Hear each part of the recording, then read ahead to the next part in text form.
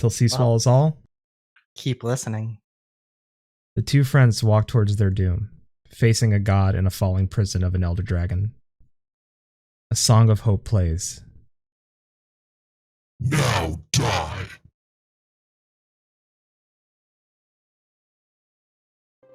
When we last left our heroes in episode 100, they were lamenting their demise. Vladis and Shinter had sacrificed themselves as beings of pure light to seal the rift of darkness and avoid a calamity with Dalamud, ending their careers as Final Fantasy XIV exclusive content creators.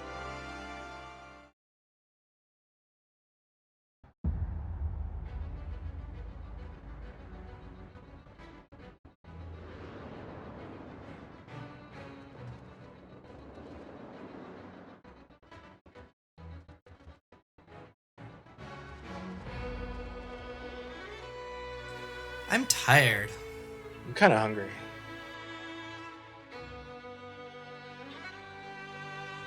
Oh, thanks, man.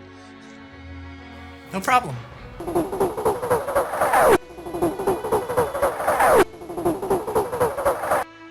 Oh, hey. The flush phone's ringing. Hey, you two schmucks! You went and got yourselves killed and you ended up in the void. Yeah, but have you seen the Cloud of Darkness? Nope, too busy playing with Cerberus. They just needed some Pepto. It's kind of nice being dead. Well, while you twos were off on some spiritual journey, the other yous with the bodies thought focusing on everything else but Final Fantasy XIV was a good idea. And while yes, mental health, being allies, and speaking to the Queen of the Coop is all good, they lost their focus. We're dead. What do you want us to do about it? It's not like we know how to get back, even if we wanted to.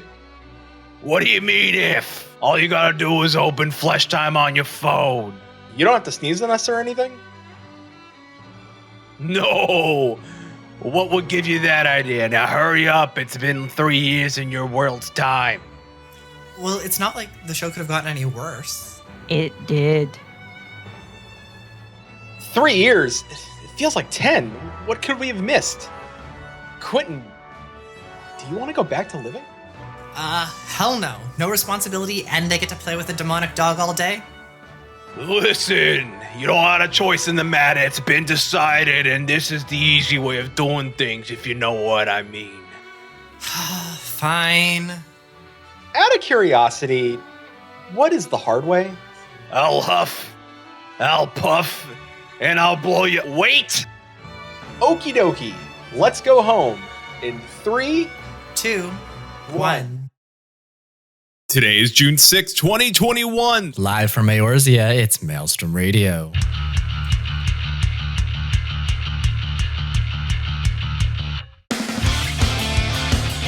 Maelstrom Radio.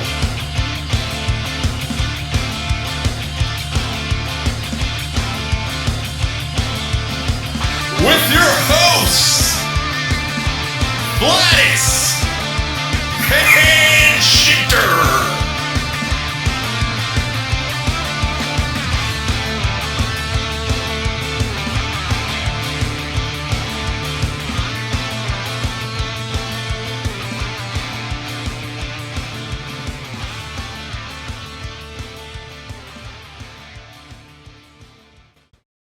And welcome, everybody, to Maelstrom Radio. My name is Peter. With me, as always, for the last 5 years, my friend and co-host, Quinton. Hi, how are you? Not doing too bad. How are you? I'm alive. It's been a very hectic weekend. I'm so glad that we're here. We're finally here. We made it. We made it. It's all gone off. Really well. Pretty good. So, for those of you who were here and watched it, well... Susan says, please don't jinx it. We went through that whole opening. It's done. It's recorded. It went live. I don't care how the rest of the show goes. That's it. It worked. It's done. That's right. We're back from the world of darkness. Real quick. We're alive. Yeah. Can I say that on episode 100 we predicted Shadowbringers. That's true. When we had to go back and look through all of that footage to prepare the intro here, like, huh. Thus proving This was- that we are the best Final Fantasy XIV podcast. Episode 100 was also about 2 weeks before we got the news of Shadowbringers at FanFest, so it was completely unknown. We had no idea. 4.5 hadn't even dropped at that point, I think. Nope. I think we were still in 4.4 at that point, so we had just gotten 4.4, and we hadn't heard about Shadowbringers. We didn't know the 4.5 tie-ins. So yeah, we did pretty well. Good for us. And thank you for everyone who has been dropping some bits in chat today. Thank you very Appreciate it. much. Thank you. There's lots of hype going, and thank you to everyone who has come out to join us for this monumentous episode. Like as Peter was saying, it's just 5 years. If you would have said 5 years ago anything that's happened this year would have happened, I wouldn't have believed you. I'm not sure if I still believe it, but I like, hey, we're here 5 years. That's pretty. I don't think we would long. have known done 5 years of oh my god, hello. Oh damn. Yo, Someone just dropped 10 subs. 10 Thank you. Thank you. Wow. Thank you, anonymous gifter. Hype train level 3 hype That train. was an instant level 3 hype chain. Like that wasn't even like that just jumped. Like that went from 0 to 100 real quick. Yeah. Like 0 to 300 because that's our second hype train we've ever had that I know of in our channel. I listen. Perfect. That's what I want in life is level 3 hype Just- trains. So you know. Get in touch with your wizard. That's right. I touched my wizard a lot this past. Hey, Oh, level 4 hype train. Huh. Oh, Maelstrom Radio hype. yep. I do have my popcorn for anyone who's watching me on Twitter. I took a bowl of popcorn just for this because I knew that this was going to be a fun stream. It's gonna be great. Level 3 complete. Level 2 done. Level 1 locked up, thrown away. Level 4 hype train is where we're at now. 2%. 4 minutes, 30 seconds. Can we get level 5 hype train? Can we make the level 5 We hype get train happen? 5. I think we can. Yeah. Wait. How do I do this? Can I don't know.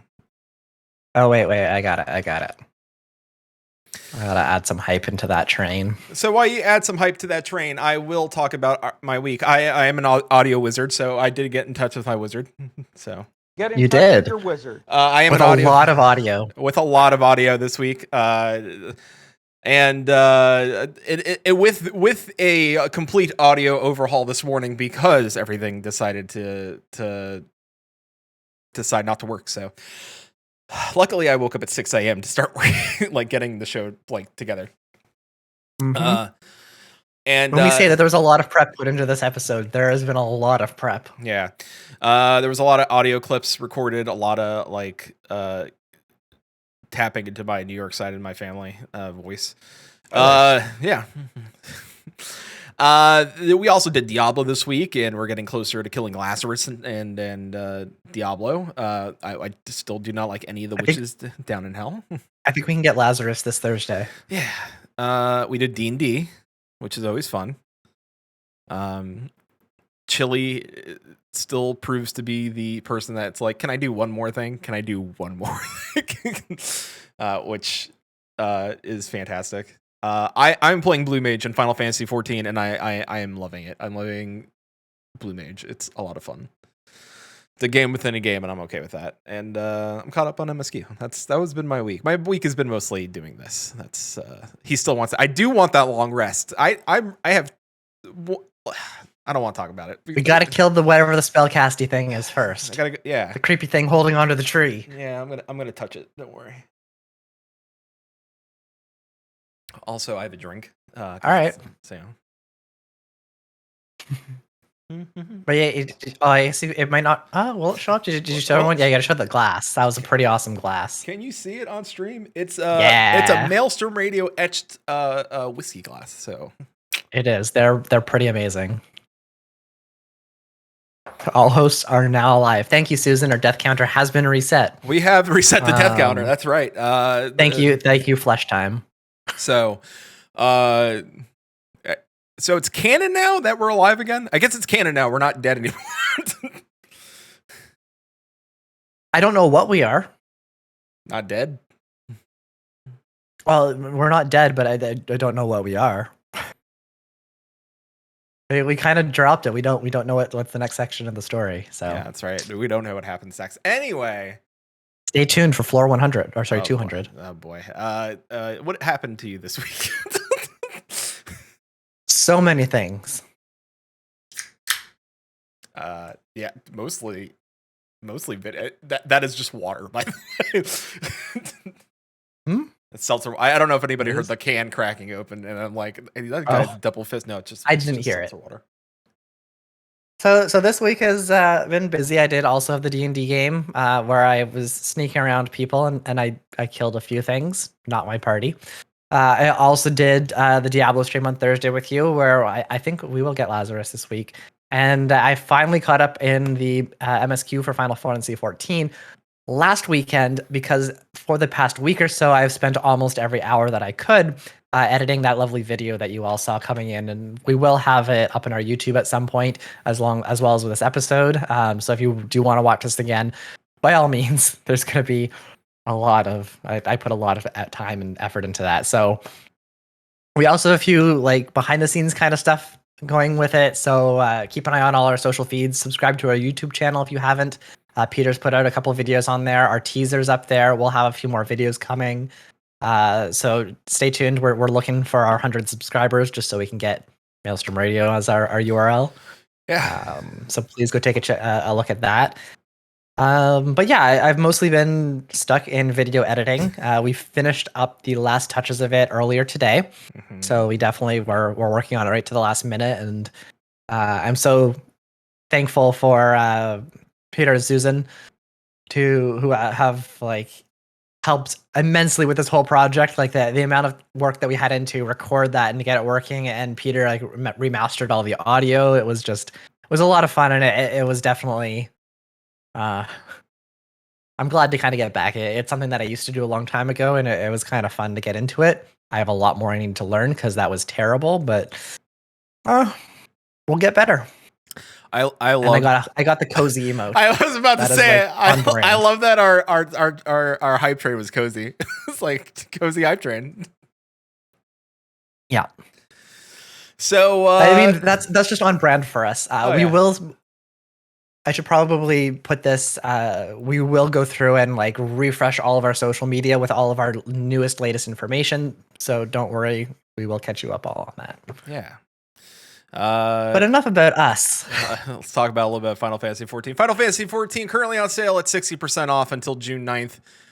If you're listening to the sound of my voice and you've not acquired Final Fantasy XIV, which free trial goes to level 60, including the award-winning expansion Heavensward. If you want to go past that expansion, it's on sale at 60% off, so you can get it right now and continue your journey. But if you've never played and you want to try it out, that trial is good. You can probably have well over 100 hours of gameplay before you spend any money. The only restrictions are a few of the social things, like not being able to join free companies or send friend requests or join parties. Yeah. Other people can invite you to parties. You cannot invite them. No. The new triple triad card looks like toast with jam on it, and I want that card. That mount.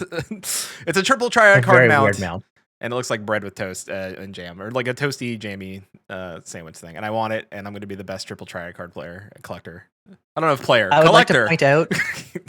All right, I would like to point out that we do have a producer's note in our show notes because, yes, episode 150, we have good show notes. The producer's note for this is that Susan has 283 cards. Suck it, noob.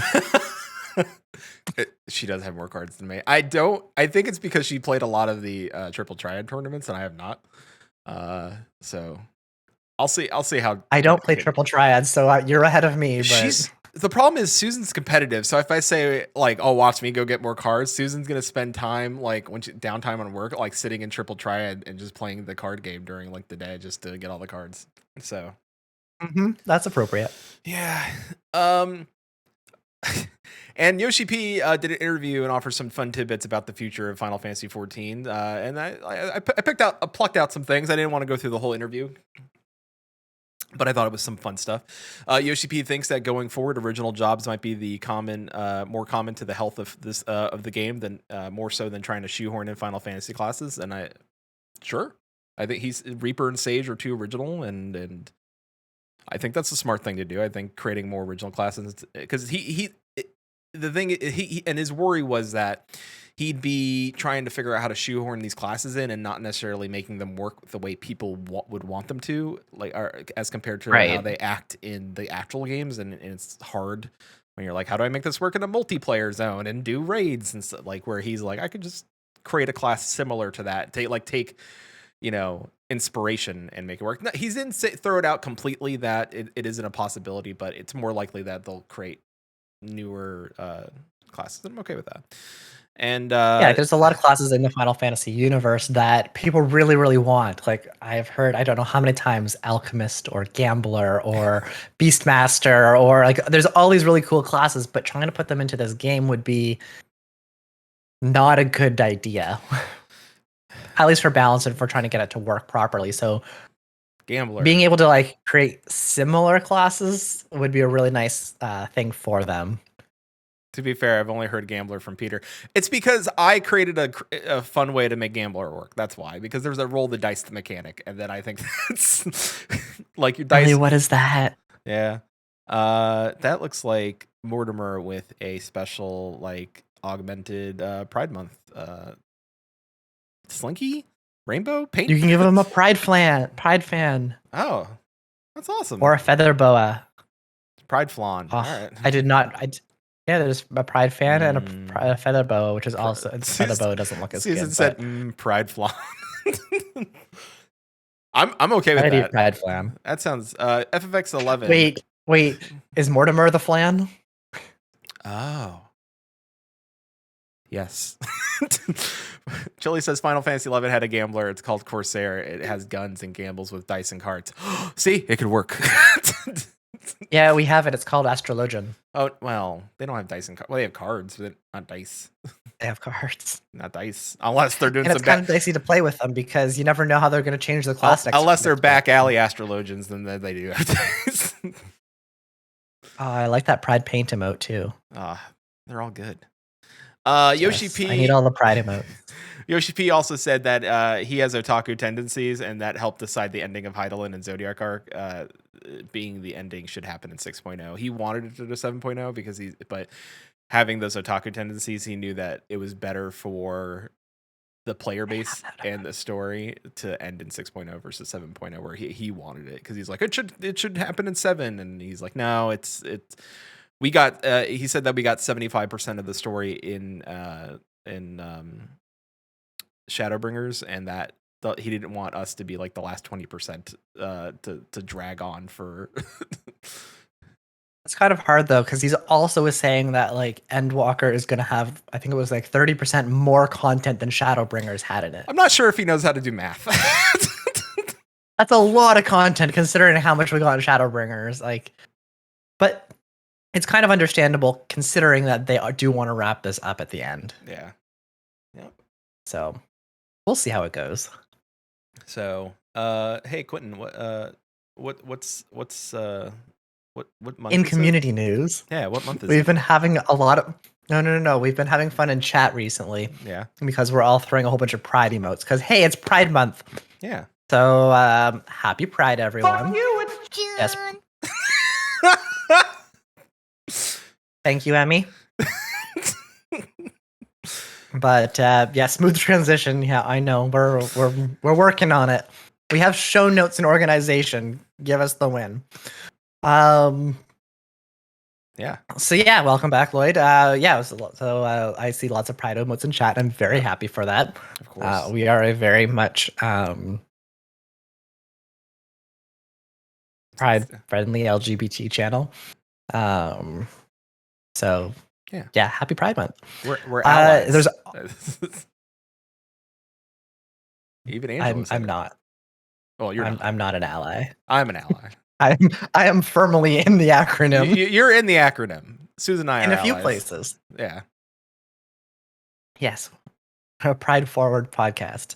There we Pride go. is a riot. So yeah, also around the community this past couple weeks, don't know, past while. It's been a long time since we've had community news. Husky by the Geek released a Welcome Back Soken music video, which if you haven't seen it, you have to go and take a look at that. I believe there was something like 40 musicians or over 40 musicians involved in this. Susan just threw the link in chat. Thank you. We'll also have it in our show notes.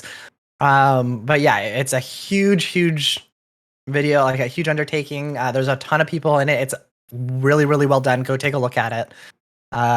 Please take a look at it. We also have some. Soken did, yep. Soken Cena has already responded. That video is amazing. Definitely look at it. Honestly, if you want to stop listening to us for right now, listen to it for a few minutes and come back. I will be okay with that. There's also a lot of other things going on YouTube. There are apparently MMO Awards are happening. A lot of Final Fantasy XIV and WoW creators are coming out with videos that are critical of both games.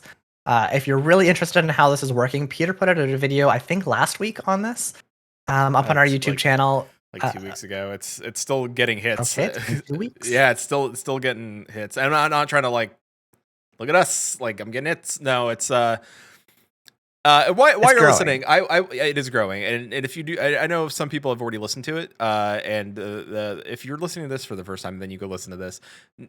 Note that some people, I love YouTube comments. I won't respond to them, but I love them because people don't necessarily always pick up. Like, there's some people that picked up on what I was putting down. Other people are just like heard what I was saying and thought of what I thought I was saying. Like, I'm like, YouTube never changed. We are looking into making some more YouTube content, so definitely subscribe to us, as I mentioned earlier. But yeah, just check it out if you're interested in WoW or Final Fantasy. Leave us a note if you have anything you want to say. Drop by our Discord if you want to chat. Speaking of Discord, actually, if you're not familiar, we used to be Final Fantasy XIV podcast, and now that we're kind of returning back to our roots, we should, without failing to mention, our free company that's on Gilgamesh on the Aether Data Center, Domini de Umbra. They are currently hosting a Pride screenshot contest over in our Discord. So I don't think we have the link handy for that Discord offhand, but if you join the Maelstrom Discord, we can definitely hook you up with that if you're interested. If you're looking for a free company to hang out with, there's a lot of really cool people there. I'm not so much involved in that right now, but both Susan and Peter are pretty active with it. We have other people from different communities. Chili, of course, is there. Paul from Moogle Go Round. We have Vegan Pete and Avi from She Heals I Tank, and probably a bunch of other people that I'm going to forget, so I'm just going to stop listing them right now. Along with that, She Heals I Tank is currently taking a break from Endwalker. They just put out their last episode, or their latest episode, on June 4th, a couple days ago. So go take a listen to that. They're taking a break just because there's not a whole lot to do or talk about until Endwalker. But we send all of our love to them. I hope everything's really going great. Pete's still streaming some stuff. I saw him streaming Final Fantasy earlier today. Not 14, a different one. But yeah, go give them some love. Give them a follow. They're really awesome people, and I really like talking with them. On those lines as well, Aetherite Radio through Gamerscape as well. They had Anonymous on to talk about patch 5.5 and a bunch of the lore stuff. I think the show went for around 4 hours or so. There's a lot that they went through, including apparently some like geopolitical discussions. So go take a look, listen to that, and hear what they have to say. It's Moose is on there, so it's going to go deep into the lore. And whether that's Final Fantasy lore or like Silent Hill lore, I don't know. You're going to go deep into something. I like Silent Hill. I know, like you could just we could have Moose on, and you can have a 4-hour episode just on what Silent Hill. The complications of the room. Go. To round up our content creators here, we also have Hottie Chicken, who we had on the show a month or so ago, who's recently announced that she's joining the Grand Dames, which is a podcasting community. They're going to be at PAX, having a panel there. So go take a listen to that and watch them. I've been hanging out in Hottie's chat for the last few weeks, and they're really friendly. They're super nice people. Give her a follow, watch it. She streams World of Warcraft mostly, but has also been getting into Final Fantasy, and she just unlocked the hairstylist and had a really fun time with that. So like, she's still learning the game. She's having a lot of fun. And her and Mal are just really, really fun and awesome people to listen to. So check them out and go listen to the Great Dames because it sounds really, really cool. They're sassy. They're sassy nannies. They're great. Where can you go wrong? They can't. So finally, to wrap up all of the community news that I have been able to find out this past week, we had the most important event of the season. And by the season, I mean the last 2 weeks. There was a charity event that Chili participated in chat here, and a bunch of other content creators for Final Fantasy were involved with. They did a chocobo race for charity and raising money for Extra Life and Butterfinger. So of all of that, we want to say congratulations, Chili, on getting 3rd place. I know that there were 2 other people, but I can't name them off the top of my head. You're the most important one to us here. Thank you. But congratulations for raising all that money. There was a lot, and I don't have the final number, unfortunately, but there was a lot of money raised there. So it was a good cause, great time, and Susan's got it. Thank you. $33,620 was raised, which is just a huge amount for a single event. And Extra Life will be continuing in November this year. So in the next few months, keep an eye out for different Extra Life events. I'm sure Moogle Around in Chile will be involved with a lot of them. I don't believe that we have a team, or we haven't really had any discussions around having a Maelstrom team. So we may not. We're not sure yet. But definitely go and support Chili and any of the other creators out there that are involved in this. We've been involved in the past. It's an awesome charity. With that all being said, Hi. we've returned to the Waking Sands. Hi. What's next? I don't know. Honestly, I thought there would be tacos by now.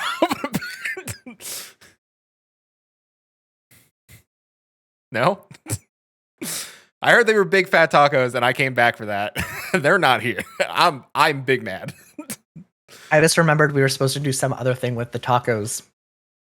Oh, I don't remember what it was, but never know when that'll happen. Hi, we're back. we Sort should of. get tacos and Walker. We're sort of back. So Taco Bell's on the moon. Taco Bell's on the Yes. Taco Bell's on the For the children's. yes. Extra Life. I'm not wearing my Extra Life shirts today, but I do have my Final Fantasy FanFest shirt because we're back to Final Fantasy. I'm wearing a. Are there cash shop tacos? There are not cash shop tacos yet. Not yet. There was. I don't even know what that would look like. We would have bought them. Like, if you know what they should have is a mount that's a taco truck, and then have a taco like eating thing, and then you can just park it outside of like your... No. No, I was just thinking like the lunar whale, but like you know those like ramen shops Yeah. where they have all the stools on the side. Everyone just sits on the stool, Yeah. and the driver is just in the middle making talk. Yeah. Query Enix Iris. Don't actually. It's a bad idea. They know better. Yeah. The $45 mobile Yeah, soup that shop. would be kind of... When I think high fantasy, I think taco truck. I mean, It could be a to be Garlian fair, taco we're going truck. to the moon. We're going to the moon. Wait, Allegan taco truck? Asian taco truck. This is There we Final go. Fantasy XIV. It's always Asians. The important word is high. Yes, it is, Yeah. Susan. To the moon, boys. Going to the moon. The moon. Yeah. So, hi, we're back. We're alive. And Final Fantasy XIV and us and you. It sounds like an after-school special when I say it like that. Final Fantasy XIV, us and you. Here's Jimmy. Maybe that'll be a new segment. He's been currently playing as a cat girl, and his mother is kindly worried. What should Jimmy's mother do? Please, can you Put a pin in that because we'll come back. We're All going right. to come back to that later this episode. No problem. So yeah, Final Fantasy XIV, us, and our show. and in the future, I guess, of this. And some people are trying, damn, back to Final Fantasy XIV. Sorta back. We don't want to shoehorn ourselves into just Final Fantasy XIV. I think that does a disservice to what we're building up here over the last couple of years. And but we're not. I think it was smart of us to try something new and stay fresh. But also, I think as time went on, we were having trouble defining where we belonged, and I'm not saying we came back for a definition. I think we came back to have a focal point, and still allow ourselves to talk to other people in the world outside of Final Fantasy XIV. And I think that's going to be important, right? Like, especially as we said above, there's a lot happening with people talking about Final Fantasy XIV and versus WoW. I've been playing World of Warcraft since vanilla, and I have a lot of opinions. That's 17 years now, right? Oh, it's too long. And I have a lot of opinions about those games, and both of them. And in my video, I went over some of that stuff and my thoughts about the genre as a whole. And when thinking about the genre as a whole, we would like to talk to other people. So there are going to be episodes about Final Fantasy XIV. When it's applicable to have that, we're going to be hitting a drought here, and it may not be applicable to talk about Final Fantasy XIV. And that's when stuff like us talking to Fiddleback, who is does a podcast about D&D, and yep. And then we have Sloth Queen, who is a streamer for Guild Wars 2. And I think it's important for us to sit down and still talk to people like that and share them with you and discuss what's great about their communities, what's great about their games and stuff like that. What can Final Fantasy XIV learn from those games, right? It's not always about World of Warcraft. It is about those other games. We want to keep a broad perspective, and it allows us to do that. So when it's a dry spell, we have stuff to talk about. Just for clarity, next episode we're going to be going back into Final Fantasy stuff with some MSQ spoilers, because we're still under our period of silence right now. Mm-hmm. But the following episode will actually have Fiddlesticks on, and the episode after that will be Sloth Queen. So this is basically the schedule for the rest of June. Yeah, pretty just much. as everyone's aware, like, we are having Fiddlesticks and Sloth Queen coming up very soon. Susan in all caps, Fiddleback, Fiddlesticks. I do like the name. I'm like trying to go on different streams and figure out where things are. Fiddlesticks is a good Lala name, though. Gotta get that Lalafell name generator coming back. Oh no, it's Paul. And it's been 33 minutes before that joke was made. That's a new record. Pretty good. So GG up until then. Keeping a broad perspective on not just Final Fantasy XIV, but also what other games and what is a game, like D&D is a game, and how to bring that perspective into and stuff, and it'll open up more conversation for us and who we talk to, and it'll still allow us to talk to people like Hottie Chicken and some other people that I think I've tossed a few names out to Susan. I'm like, we could talk to this person technically, like, and it still cover a large range of topics with that person. Were you raising your hand to speak? Yes, I was raising my hand. I didn't want to interrupt. Side note, though, Susan, as our producer, a huge shout out to her for organizing all of these, because in the last year or so, since Susan's kind of been helping out more strongly with a lot of our stuff, she has organized and got all of our guests, and she is like out there actively, like proactively finding people. So if you're interested in ever being on the show, or someone who might be interested, reach out to Susan, because she is absolutely amazing. And yeah, she's basically the one that keeps us organized behind the scenes, which is incredibly impressive. Yeah. And Susan's goal, as much as and people say Susan is OP, she is. Susan's goal really for us is to allow Quinton and I to make the content we want to make. and be supportive in that. And part of that support is Susan might show up from time to time as a third chair. Doesn't mean it's gonna it's not an official thing. I'm not signing her up for anything. She might come kick in my door and don't volunteer her. I'm not voluntold. I'm not voluntoling either. Voluntel. Voluntel, yeah, I'm not voluntelling her, but the third seat's always open for Susan, and I think that her opinion. When is the Susan Sprinkle solo podcast? That would be it's live here in the house. But there's always the third chair, and we value Susan's opinion. So anytime Susan wants, like with Hottie Chicken, that was great to have Susan on that episode. And mostly Quinton and Susan ran that episode. I did a mid-show pep talk. That's all I did.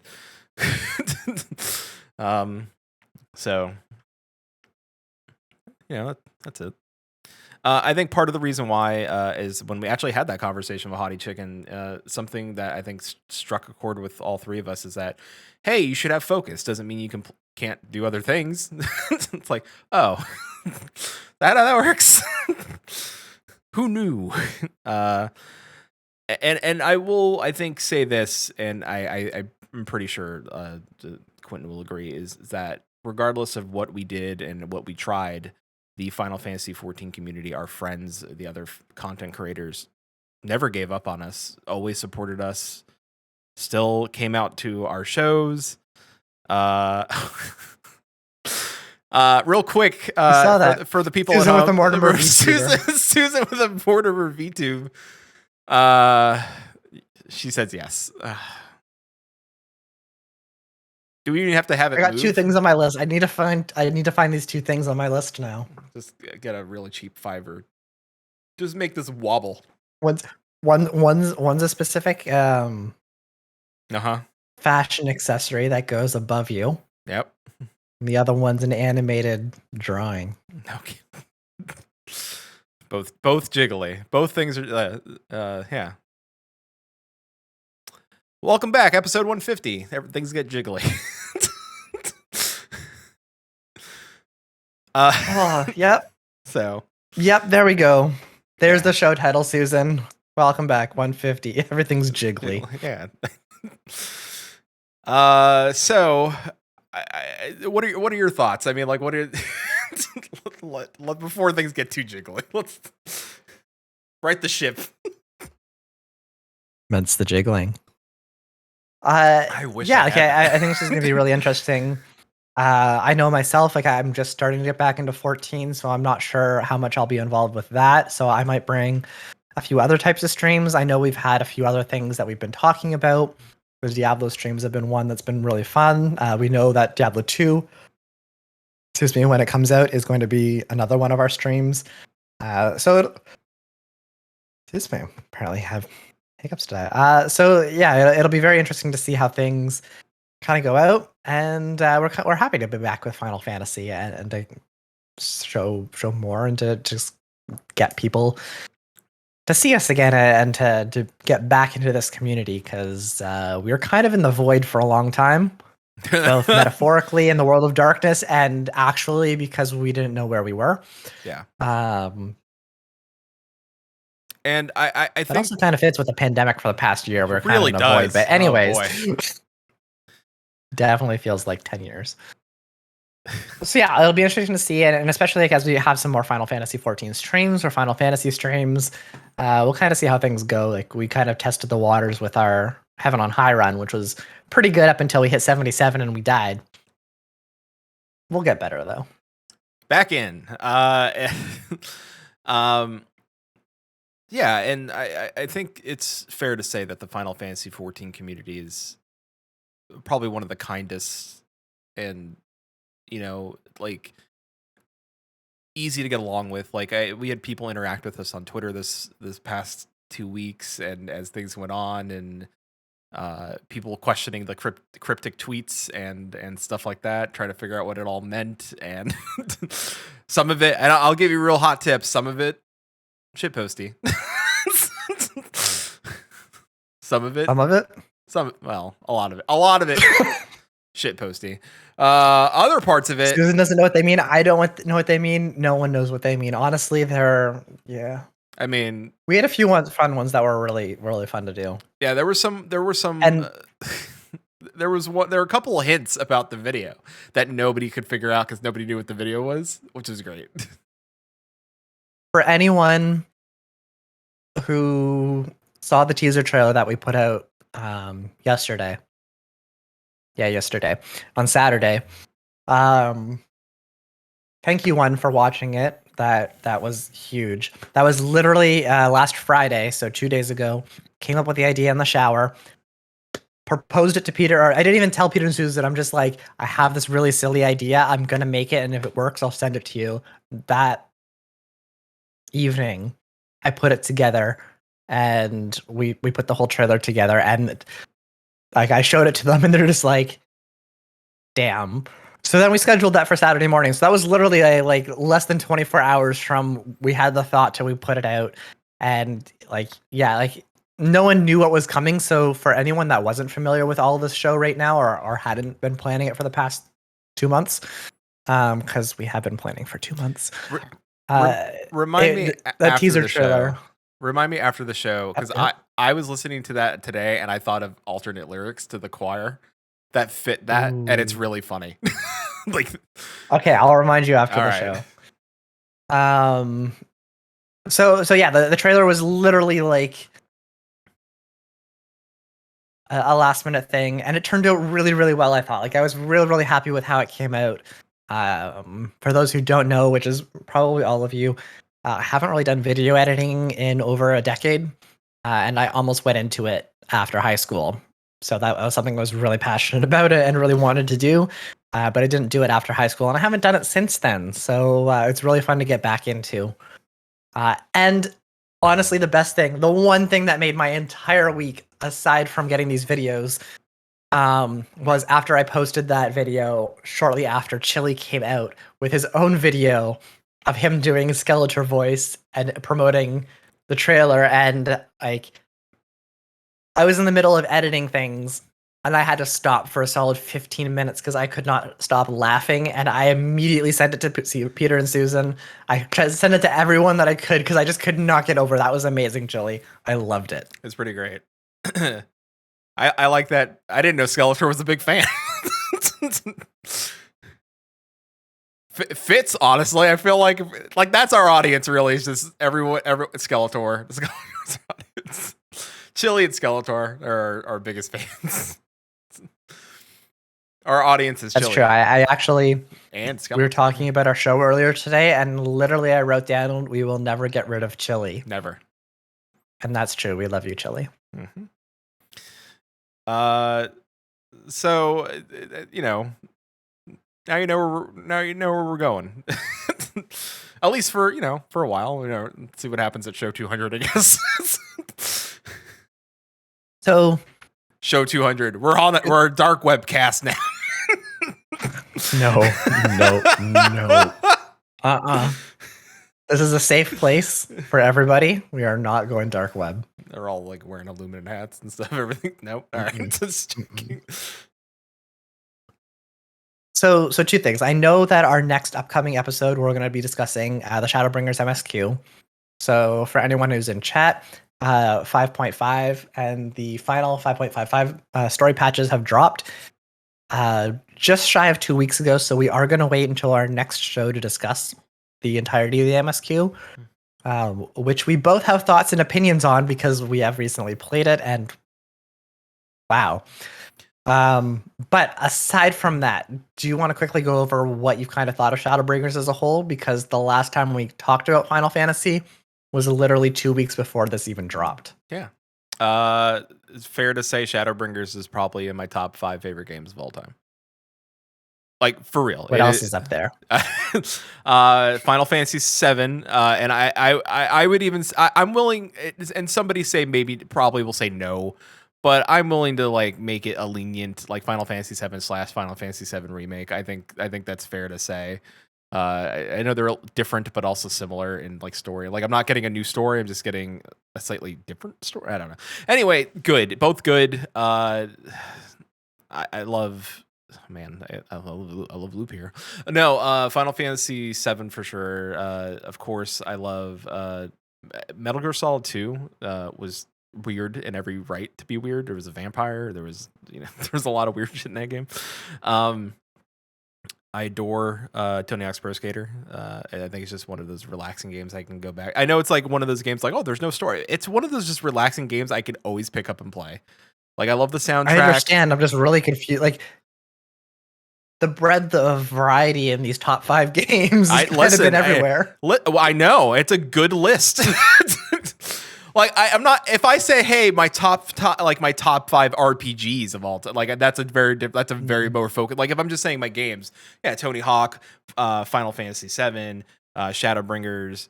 Warcraft dropped a little bit. Like, I think Warcraft's top 10 still, but dropped definitely. Shadowbringer beats it, and it's not because of gameplay or anything like that. I think just pure story, like based on the story. It's just right now. It's a more coherent, and I'm getting it an ending. Like, I'm getting something out of it. So, and last but not least, I'm gonna throw in a clinger on. And there was no particular order, but to me,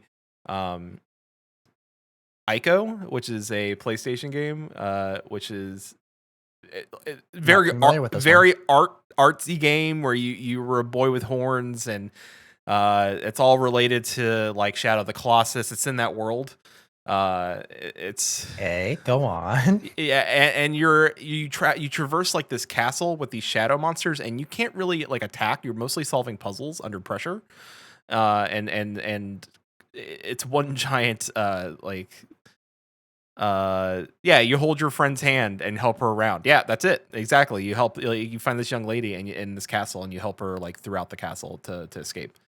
So that's it. It was a game that like made you question what games can be, and I think that was the first time I played something like that.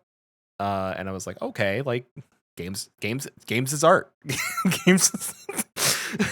I left a note for myself to check that out because you had me at boy with horns. Yeah. And then sold it with you get to hold your friend's hand, help your friend's hand and help. It's they did a remake for PlayStation 4. So there is a remake for it. So you can't, it comes with Shadow of the Colossus. So it's a game based on the gameplay of OT's Jump and Jump. The difference between helping your friend through something and wanting to throw your friend off of a cliff, but you're not allowed to because the game refuses to let her die. Yeah. Well, I have strong opinions of Jabba Jabba's belly. And Rudo. Yeah. No. But other than that, yeah, Shadowbringers was just great storytelling.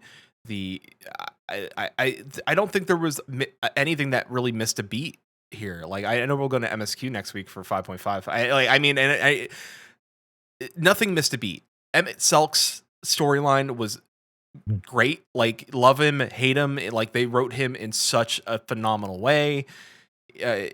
Like, the way, like, it was like the best buddy cop movie you could have because you were hanging out with the Scions, and I think we were hanging out the Scions for, like, to me, like, the best. Like, this is what I wanted. Oh, wait, Susan. I know Susan's. Yeah, Susan's been wanting your top 5. All right, Susan. All right, go ahead.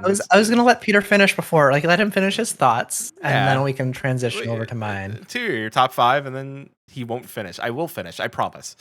We got to hang out with the Scions a lot more, and I think each group of Scions individually, and I thought that was great. We got so many. 5.4 was my patch. It was like the exact Scions I always wanted to hang out with, and that was just my patch. I was so excited for it. 5.4 was awesome. Like, and I like the like Elidibus and 5.3 was the anime patch. Ooh, all of it was so good. Like, it was good. It was a good expansion. It was very good. It was a good expansion. So, all right, go ahead. I'm good. I'll talk. I definitely have to agree with that. Like, I really enjoyed Shadowbringers. It's probably in my top list, and Susan's really gonna not like my top list because the problem with top lists in me is that I don't I have a really hard time choosing my top 5 favorites. So for me, a lot of the times it goes with recency. Like, what are the things that I have most recently played because they tend to be my favorites. Hades. So yeah. Like, that being said, like Hades is definitely on my top list right now because I just love that game and what's in there. I don't know if I can necessarily give the best top 5. Like, for all time, like Majora's Mask is one of my favorite Zelda games, as is Breath of the Wild. I think Breath of the Wild is the top one in there, but both of those would be high on my list. Hades for sure is also another one up there. I really enjoyed the writing in that game and the art and the gameplay. I think Bugsnax is also a really, really good one that's more recent. I'm still really interested to see your opinions on this game because it is like really cute, but also body horror. And it's a great game and a great genre. What else recently? I mean, again, things that have come up more like Shadowbringers, of course. We already kind of knew that. Mass Effect 2 was one that I was recently reminded of as something that's been really, really. I really, really enjoyed it. It was one of the first solo or single player games that I was able to play. And for those who aren't aware, I don't tend to play single player games a whole lot because I like the social aspect of MMOs and other games where I can talk with people. So being able to play a single player game like Mass Effect was a pretty big step. Along those lines too, I found a lot of games I like that are a lot shorter. So for example, Limbo was one that I really liked, or Journey, kind of more arty games, but they're very quick relatively to play, and there's a lot of fun stuff in there. Hollow Knight was another one that I was introduced to last year. Really fun gameplay. I still need to beat it at some point. But yeah, like a lot of sort of stuff like that. So it's hard for me to choose the top 5. Those are kind of the ones that I've been thinking of. I have a whole slew of backlogs that I will hopefully eventually get through. And this doesn't even touch things like on the Switch or like other games that have been around. Like there's a bunch of stuff that I probably don't even think of. I agree. Like there's a lot of great games out there that I love. Like I need to pick up the what's it called? The Phoenix Wright triple pack. It's on Steam. Yep. And like I love Phoenix Wright is great. Like you're the lawyer and also a detective. I love this. I get to play a lawyer and I get to solve the crimes. Oh, so good. And welcome Talon to the stream. Thank you for the congratulations. We love you. Thank you for coming out and hanging us. And do check out the VOD when it goes up after the show, because the introduction, we spent like way too much time, over 20 hours, trying to get this thing actually working. And that's like the highlight of the stream. Yeah. But speaking of highlights, unless you had anything else to say, I'm going to jump into our next segment here. No, I think next week we'll talk more. All right, then. We could dive deeper. So yes, definitely we are. So come back next week. We are going to go through and talk more about Final Fantasy 15, 14. We can talk 15 if you want. We could talk about 15 too. I have played that game. I have beaten that game. I really think highly of that game, unlike a lot of people. So we could have a whole episode in the future to that if you wanted. Sure. But no, speaking of Final Fantasy 14, before we jump into our next thing, I did want to announce that we are going to be opening up a giveaway. Susan did tweet about this earlier. So we are going to be giving away one copy of Final Fantasy 14 Endwalker Digital Collector's Edition. So it will be Windows, Mac, Steam, PlayStation 4, or PlayStation 5. Go ahead and type exclamation mark raffle, I believe is it. So bang raffle. And this will be the Digital Collector's Edition for Final Fantasy XIV of Endwalker, which releases on June 23rd. Early access will be available on November.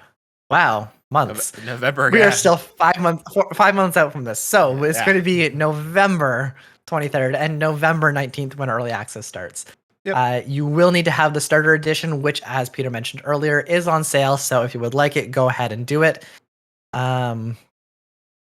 Susan, please, if it's wrong and it's not exclamation mark raffle, then please correct me. But I believe that's what it should be. Yeah, so we're going to leave this open until the end of this segment, and then at the end of it, we will announce. So go ahead and join whenever if you're interested. Chili's so proper, he put a capital R. It did. There you That go, you British got it. piece. Yeah. So, So- you want to take this, or you want me to explain it? Either one of us can explain it. Go ahead, because you can Popcorn? probably explain this much better than I can. Uh, Also, yeah, popcorn. So our producer went and reached out, and apparently people like us enough to send stuff in about us. So they rather hate us, and we're gonna find that out, or we're not, or they love us. So we're gonna find out. You know, Hey, El Chorazone, thank you. Hey, Good El luck to Chorazone. everyone. thanks, Chorzone. So first on the docket, this is Well, from. um, One more. So just to give it a little bit more background, we did know that our 150th and our 5th anniversary episode was coming up this week. So Susan put out some feelers and being like, hey, it's episode 150. Does anyone want to say anything? So we thought maybe one or two people, like Chili, would come back and be like, sure, I'll say a few words for this. 15 people. One or two people. Yeah. So we're like, okay, well, we'll plan some time at the end of the show for this. And then we got more. And then we got more. And we got them up until about 3 hours ago, I think, if I'm correct. So we have a total of 15 different clips from people. All right. So let's start off with the very first one from Kami Jace, So host well, of. Ooh. I do want to say thank you to everyone first who was sent in a clip, because Yes. neither Peter nor I have heard these before. So this is going to be completely new Yeah. for us. If I cry, it's your fault, by the way. I tried to get my emotions out before this show. Uh-huh. We'll see if that worked. Let's find out. I'm also going to currently check on the status of the raffle, because something isn't looking quite right with it. So hold on for the raffle. We'll make sure that everything's chill. Yeah. Well, all right. You can go ahead with the clips. First up is Kami Jace from the Weekly Cooldown. Shout out to Kami. Hey guys, it's Kami Jace. You know, Kami Jace from the Weekly Cooldown. We did the episode. We did the episodes together. Yeah, that one. Yeah, and that one. Right. Yeah. Well, anyway, I just wanted to say happy anniversary, guys. You have done a great job with your podcast. You've done a great job on Twitch, and I am proud to know you, as I'm sure you're proud to know me. You're not? Okay, well, let's talk about that later. Happy anniversary, guys. Enjoy it. Have fun. And see you in another 5 years and 150 episodes. Aw. Goodbye, I love you. Aw, thanks, Kami. I appreciate that. And Thank you. I adore Kami. Kami's got the same like mental attitude as us, where it's like we all self-loathe. Self-love. Oh, self-love. Go. That's right. Self-love. That's right. 2021. It's all about self-love, baby. All right. Opie Monster. Also, Opie Monster, thank you for gifting a sub to El Chorzone. Awesome. Thank you.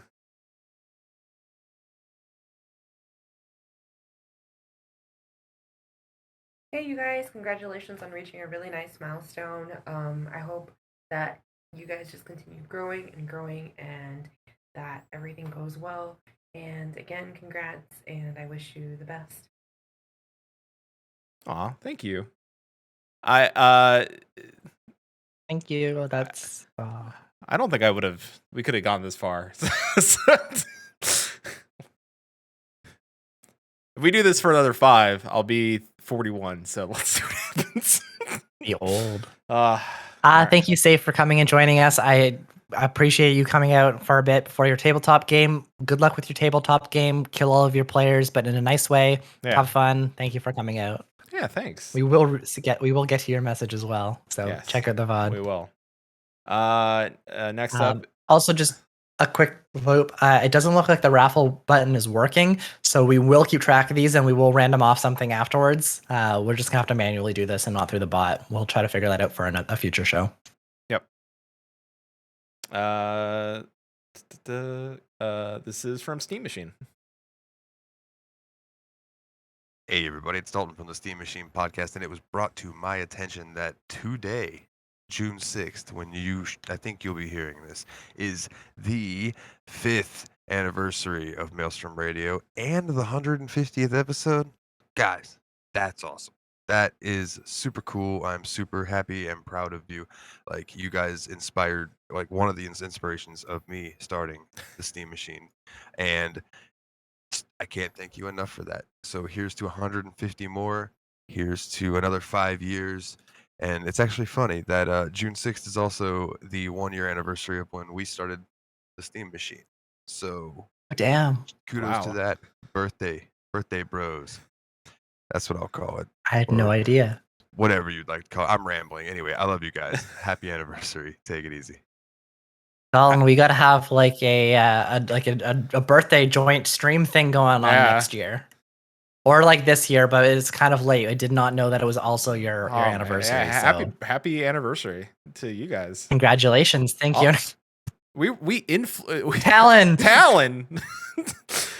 Talon Broadbent. Thank you for all the gift subs. Gift and subs to KK McLeod, Fiddleback, Kooky Persona, Kaz Harry. Hey, it's Curry. Thank you, Talon. Thank you so much, Talon. Thank you.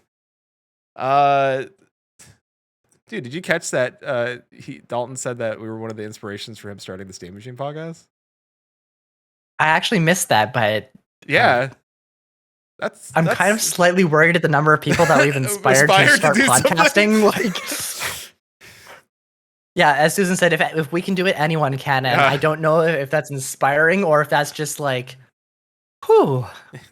Hey, Raven, welcome to the chat. Hi, Raven. I'm putting a message out there because we can't do it. For those who are just joining, we are raffling off a copy of Final Fantasy XIV Endwalker Digital Collector's Edition. You can choose PS4, PS5, Steam, or PC, I guess. Square Enix store. And we are going to be giving that off out the way. Just type bang raffle, and that will get your entry going. All right, and this is from Anonymous. Uh-oh, Moose. Oh, there it goes. Hello, this is Anani Moose, and I just want to send a shout out to my friends at Maelstrom Radio, who I can confirm are the superior Final Fantasy XIV podcast in every objective measure when compared to both Immortal Flames Radio and Twin Adder Radio. So congratulations, and keep doing all the things that have enabled you to dominate that competition, like existing. Congratulations, and keep existing. Thanks, Moose. Perfect. Yep. That about sums it up. Thank you. We are definitely the best Grand Company podcast out there. Yeah. Well, our leader has guns. So. Susan, this is a self-love podcast. We promote people. Just because we set the bar low doesn't mean that everyone can hop over it. Yeah. Sorry, should hop over it. Please don't. You can walk around the bar. True. Yeah. We've done that a few times. From my inspirations of the Vent Chat show, they sent something into us, so let's listen to that.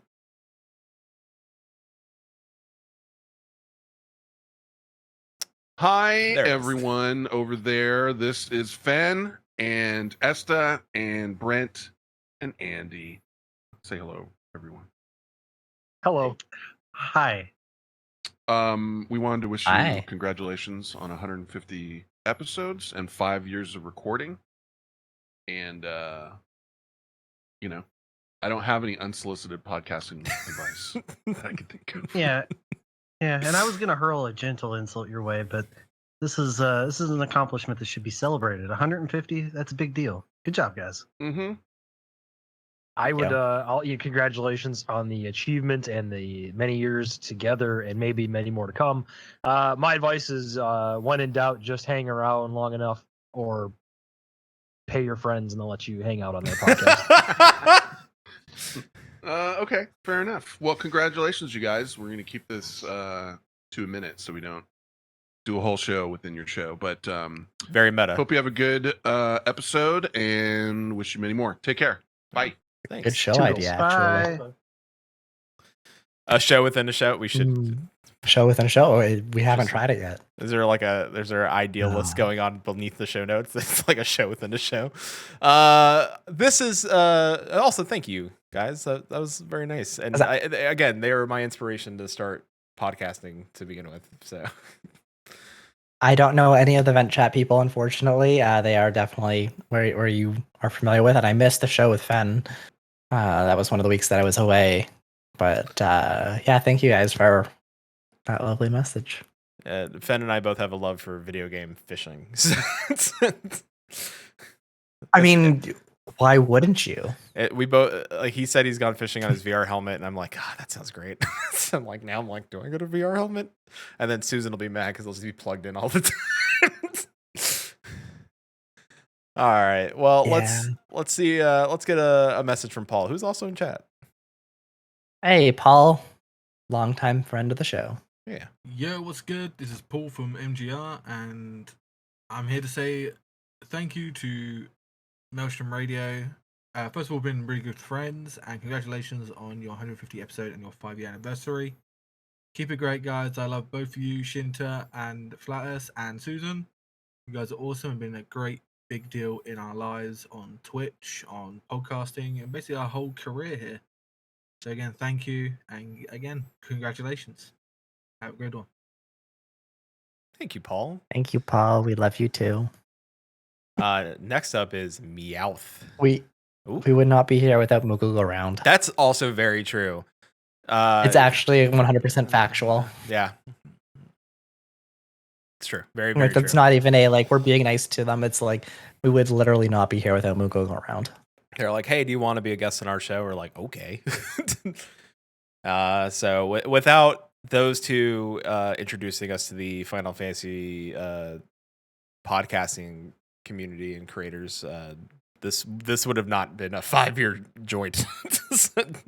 So truly forever in debt to both Paul and Chili for being so nice and inviting us on to blab about a game.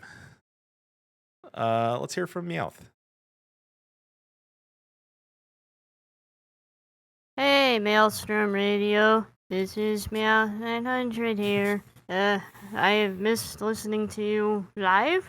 I do listen to you when you put new episodes out on the iTunes. And I try to interact in the Discord the best I can. I really miss you guys, and I am glad you're still going and are alive and doing good. I hope we can play more video games together. I'm currently in the summer academic grind, so I'm still kind of very busy and very tired, but I'm wishing you well, and I am hoping you continue doing whatever it is you're doing with the gamings and the podcast show. I really like both of you guys a lot, and I hope you do good and keep it going. Thank you, and have a good day. I love you both in a platonic way. Thank you, Meowth. I love you too, Meowth, in a platonic way. That was so amazing. And Meowth, you're right. You can't see it if you're listening to this iTunes, but I'm making a heart on the screen platonically.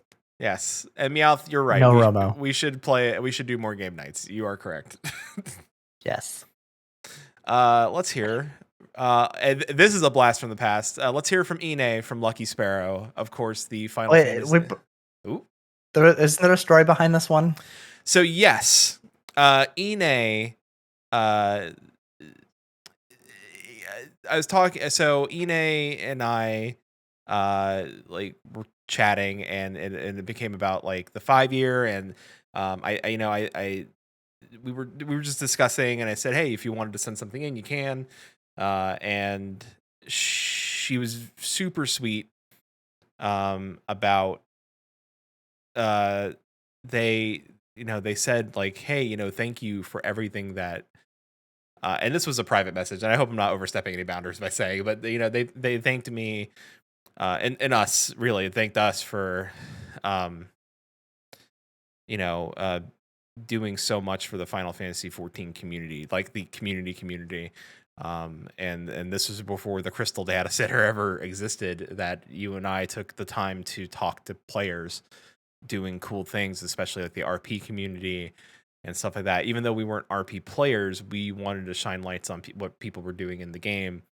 And the RP community is like one of my favorite communities in Final Fantasy because they just do a whole lot of really cool stuff and put up with a lot of stupid things that they really shouldn't have to. And yes, I'm talking about Among and the reputation that it has. Yeah, they're cool people. They are very cool people, and Ine, let the folks know at Lucky Sparrow that we're doing this tonight. And if you're here watching this, lurking, hi, how are you? So let's see what Ine has to say.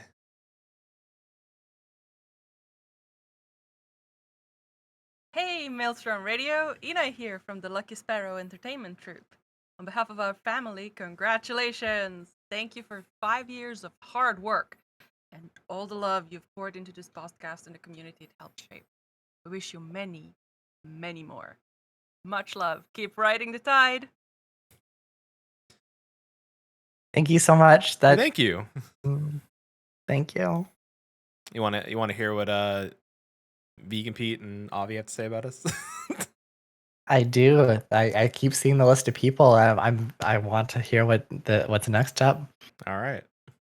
Hey, Peter, Shinter, and Susan, it's Pete. And Avi. Hi, Here to say Pete. congratulations on your And amazing Avi. achievement of 150 freaking episodes of Maelstrom Radio.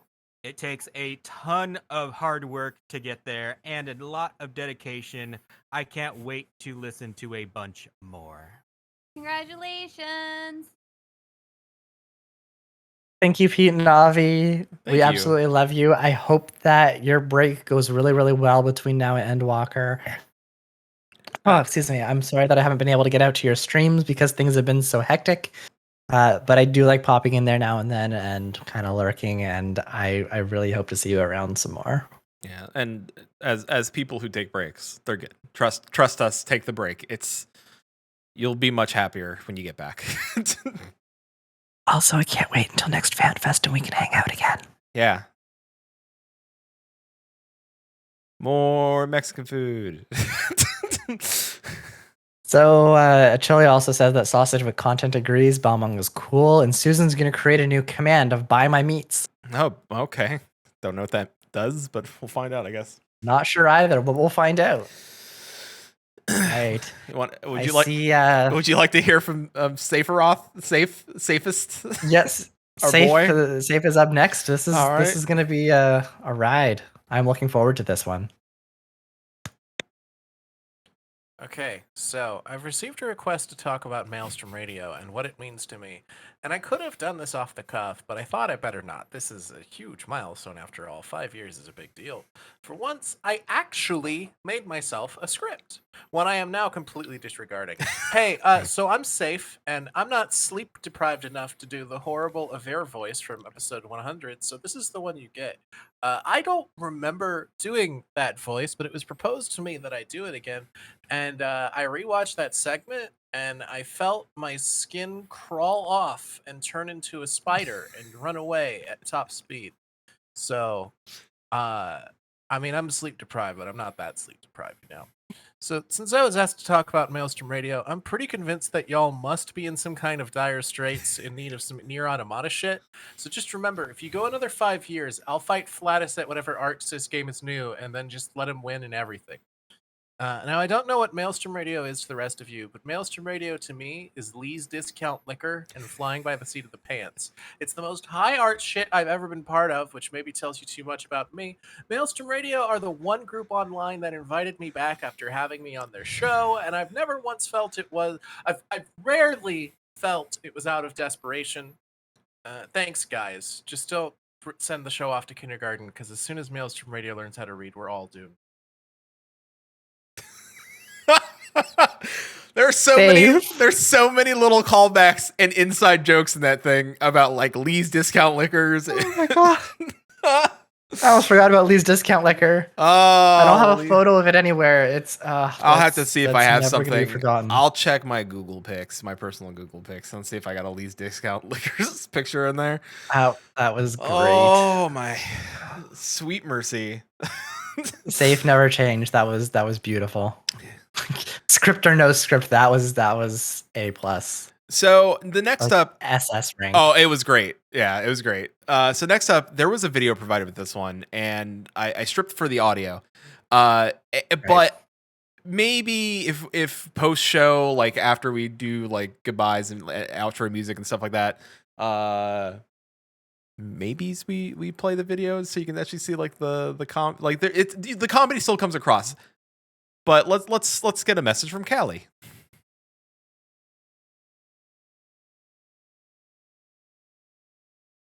Hey everybody, Escalia Ryumasa here. I'm so honored to be a part of this very special 150th episode.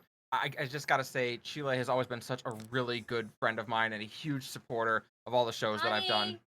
Wrong show. It's Moogle Go Round. Maelstrom Radio. Maelstrom. Right. One with Gladys. Is he not doing Gamer Escape anymore? I thought that was going really well. That's Fusion. Right. Okay, I got it. Sorry. Like I say, I'm honored to give a eulogy to such a long-standing show as Maelstrom Radio. It takes a lot of... It's not a eulogy. We're doing more episodes. Why? Read the lines, honey. Why is the best question ever asked. In all seriousness, guys, I know the dedication it takes to accomplish 150 episodes, and really, you guys have done amazing work over the last few years, and I hope you guys have another wonderful 150 episodes. Thank you. So, Escalia, that was amazing. Thank you, Escalia. And Sarah. Yeah, both. Thank you both. I often asked. We both. I think all three of us have often asked ourselves why.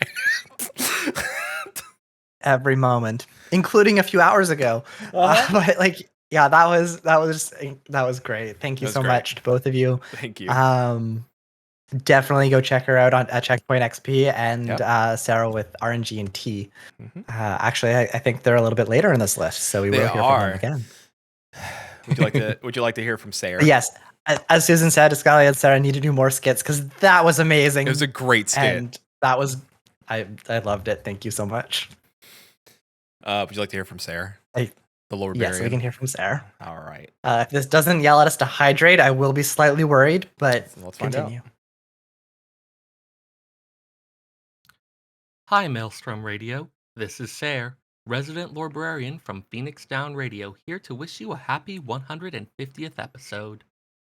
It's weird, right? 5 years. You don't really think about that when you start one of these things. We might go on for literal years. You kind of just take it one episode at a time, and then before you know it, you look back and you've done so many different things you never expected. Life is odd that way. Thanks for letting us walk this long, strange journey alongside you. It's been a blast, and I'm looking forward to seeing where it takes you next. Thank you, Sarah.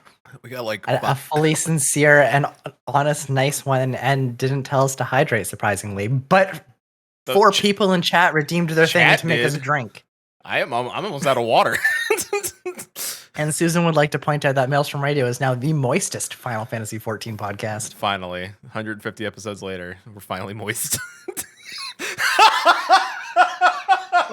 Should not do that while I'm drinking. Oh. Well. That's going in a headline somewhere. We have to use that now. I'm sorry. Final Fantasy XIV promotes hydration. Yeah. The moistest Final Fantasy XIV podcast. Much hydration. Let's go ahead and hear from Emmy. Yes. Let's bring back some sanity. Hey, Flatus and Shin. This is Emmy from Musecast 14, as I'm sure you guys know. Anyways, just wanted to wish you guys congratulations on 5 years of recording. My goodness, it's so hard to believe that it's been 5 years. But it's been just a wild, crazy, and wonderful ride getting to know you guys and your podcast. And cheers to many more years. Thank you, Emmy. Emmy is the exact opposite of us. True. I remember when we first started and like we saw all these creators. I was like Musecast and like this big ominous group, and then we finally met Remix and Emmy, and like they're just like the sweetest people ever, and like not scary content creators like everyone else. Yeah. Not that everyone else is scary, but when you don't know anyone in the content creator community and you go up to them, it's like, oh, you're important. And then you get to know them all. And then you go to you hang out in a house with them in Vegas for a couple days, and things change. Hope that nobody's. Anyways, you make some turkey butter. Yeah. Anyways, Chili clipped something. What is Chili clipped? Chili might have clipped out. I don't know, maybe like 150 episodes. We finally achieved. I think that's what he clipped. I think. Also, the clip for that is Sour Exactly Curious what he clipped. Nigiri Hassan Chop. Sounds right. All right. Would you like to hear from RNGT now? Now, let's go back to RNGT and see if Sarah's here. To my understanding, there was a lot of work to put into this, and I don't know what that means. Let's listen. All right.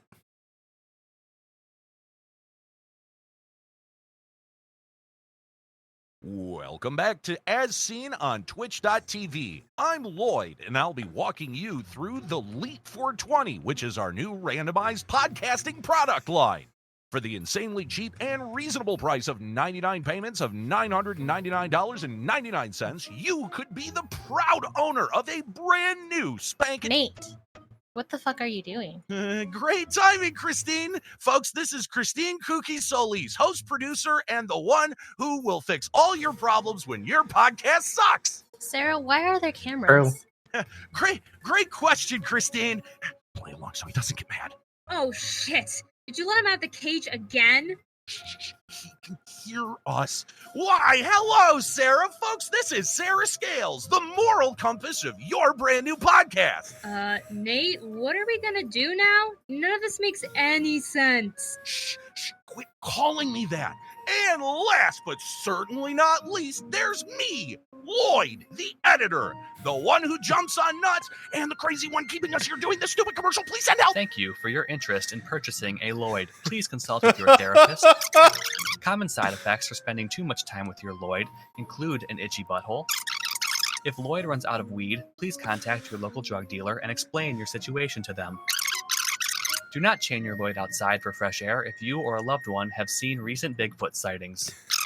All Lloyds bought from RNG&T do not come with a warranty, and returns are only available for the first 15 seconds after buying. Please speak with a lawyer before purchasing. No, I'm not saying it, Lloyd. Fuck you.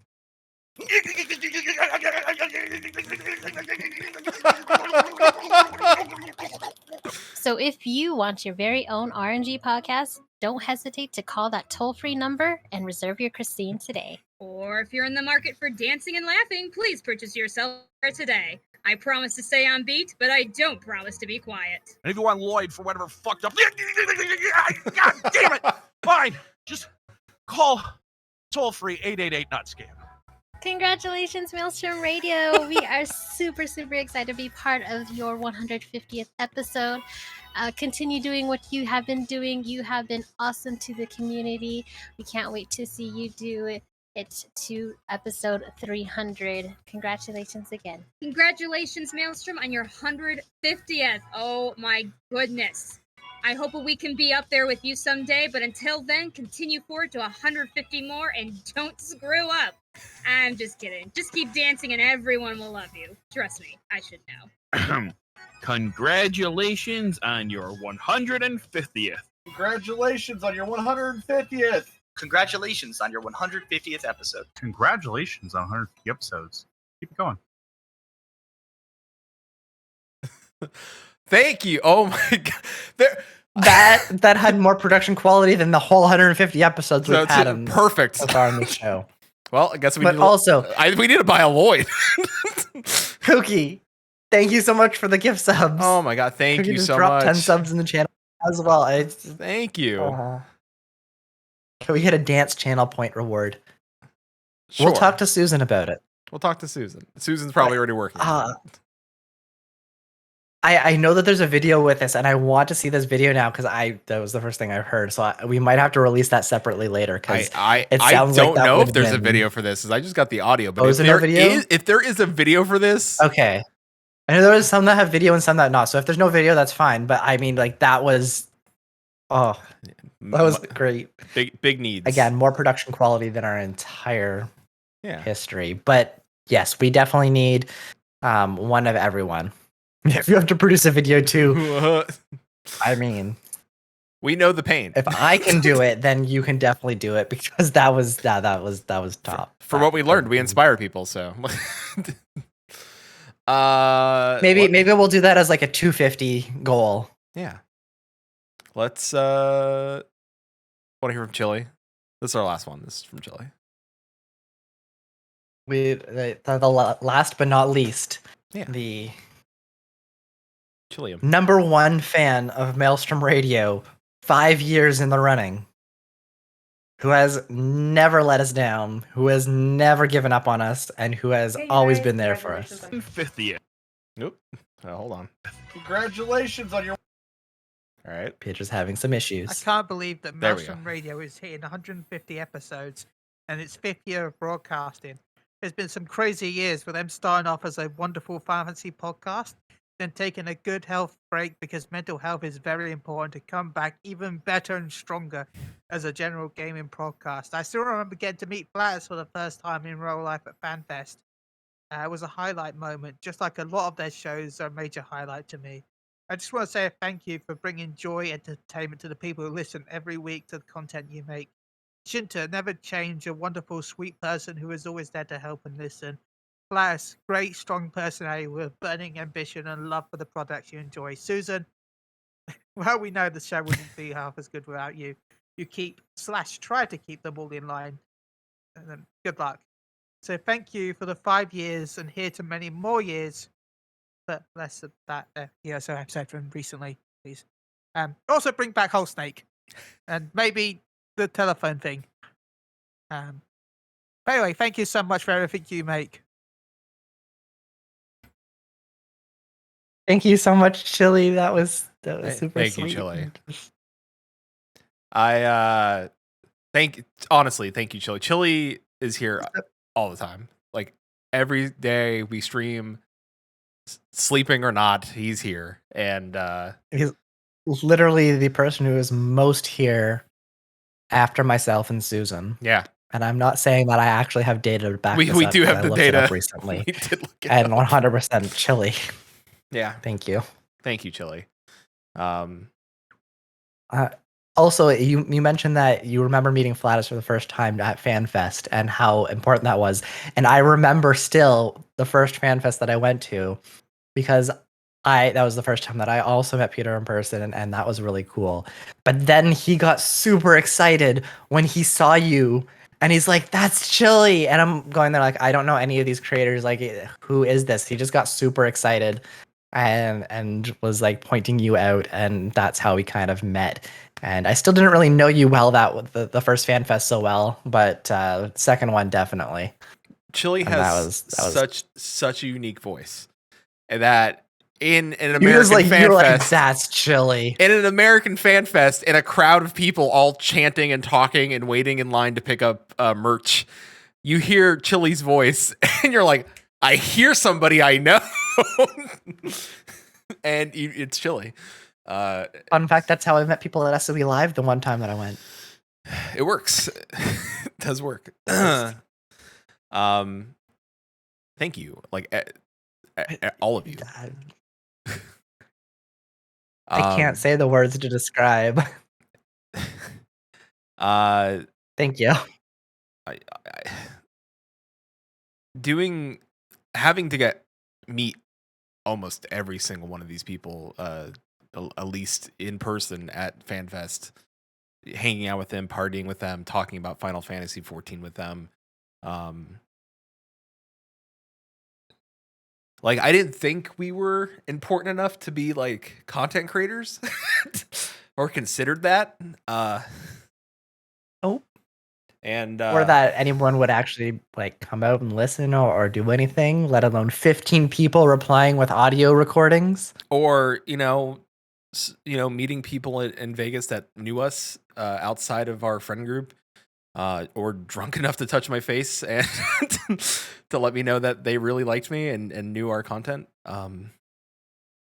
Weird day. Yeah. Good time at Cookie's after party. Yeah.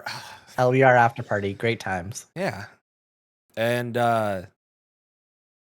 it taking our break for mental health was hard. It was hard to say we're stopping our momentum and we don't know when we're going to be back. And then coming back and saying, hey, we're going to try something new, and admitting to all of you, this show, that, hey, we tried something and it didn't necessarily work. And to come back and say, we're still going to try something new, but still be here with you all. And for all of you to say, welcome back. Like,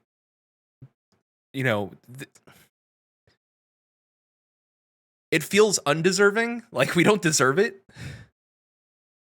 But happy to be back, and I hope that you enjoy what we produce going forward. Be it Final Fantasy XIV content, be it with somebody else playing a different game. We want you to enjoy what we produce, and hopefully it's funny and informative, and we hope that you like what we do next and the stuff that we're doing outside of the show. We hope that you go follow our YouTube videos and we hope you like the shit posts we make. And, I definitely want to thank Quinton for he said this a few days ago, that this is the longest project that either of us have been a part of. It's by far. It's not the largest, but it is the longest. The longest, yeah. And it's amazing. Like, I don't think if you would have told me, hey, we could pull Hottie Chicken, like, right, like, or we could get Justin Nick. Both of those very good, or Too Mellow. Like we didn't think that we could. Or like this guy who's literally on every single podcast and is like known throughout the podcasting world, Chili. Yeah, who knew? The fact that Susan, our producer, would like to point out that size doesn't matter, but it is how you use it, and we use it well. Yeah. Most of the time, we also use our powers for evil. I'm sorry, but I'm not. And thank you to everybody that has been a part of our Talon, who's here. There's so many of Dalton, the Steam Machine. They came on our show, did a show with them. Chili and Paul, of course, RNG&T, all of you, everybody that sent something in, people that just have been and showed up here. Safe and the Crucible and Brohamet for coming out and multiple times and helping cover a lot of the times, and Emmy and Remix. There's so many of you that if we try to thank everybody, we'll be here for another hour. So it's Dylan. Oh, Dylan, our first producer, Dylan. Thank you so much, Dylan.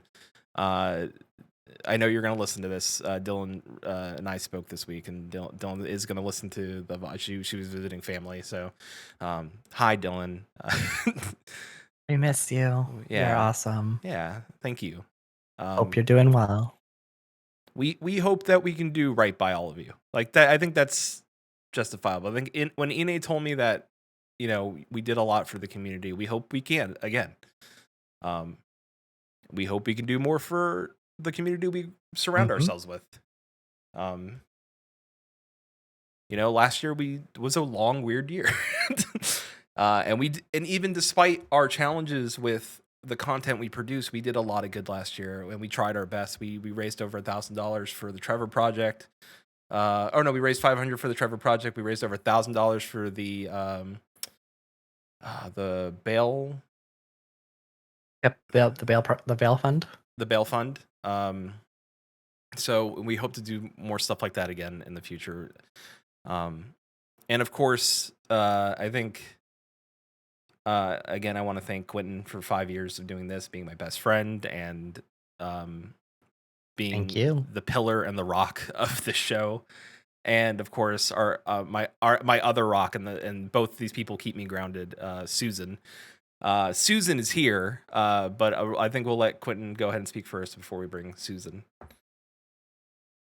There's not much I can say to kind of follow up after that. Like, even up and until like 4 hours ago, Peter and Susan were there keeping things calm and making sure everything was okay and thinking. So I am very glad I got all of the feelings out before this show so that we weren't listening to all of these lovely messages from everyone and unable to respond and speak from them. So I'm kind of blown away from all the support that we've received, and I definitely hope that we can provide a nice safe place for everyone to come out and to help promote the community and to build a broader community here as well, on top of the amazing one that we've kind of have already. And with that being said, I wanted to quickly invite Susan into our show here. Susan has been our producer for the last year and a bit and has been keeping us organized and making sure that we are doing our best. And she puts in a ton of work behind the scenes, whether it's guests, show notes, organizing things, interviews, you name it, she's got it. She also tries to keep us in line, which is a very hard job, and I want to thank her so much. But she also has some really good news because she's about to come and announce the winner of our giveaway. Hi, guys. Hi, Susan. Hi, everyone in Twitch chat. Hi, podcast listeners. Thanks for taking the time to check out the show. I hope you enjoyed all the work that we put into making the video and like mustering up the strength to admit that we want to be back in the Final Fantasy XIV community's good graces. Please love us again, senpai. I slid into a lot of DMs over the past couple weeks. Most of them for our show. Yeah. So thank you everyone that took the time to get back to me, to send me a sound clip, to do a weird tweet that you may not completely understand when you were tweeting it. Shout out to Mione who tagged the wrong Maelstrom Radio, which is totally on brand for us. Yep. I just appreciate everyone taking the time to just make a small effort to help make this episode really cool and fun. And, you know, we wanted to get excited about taking the show in a new direction.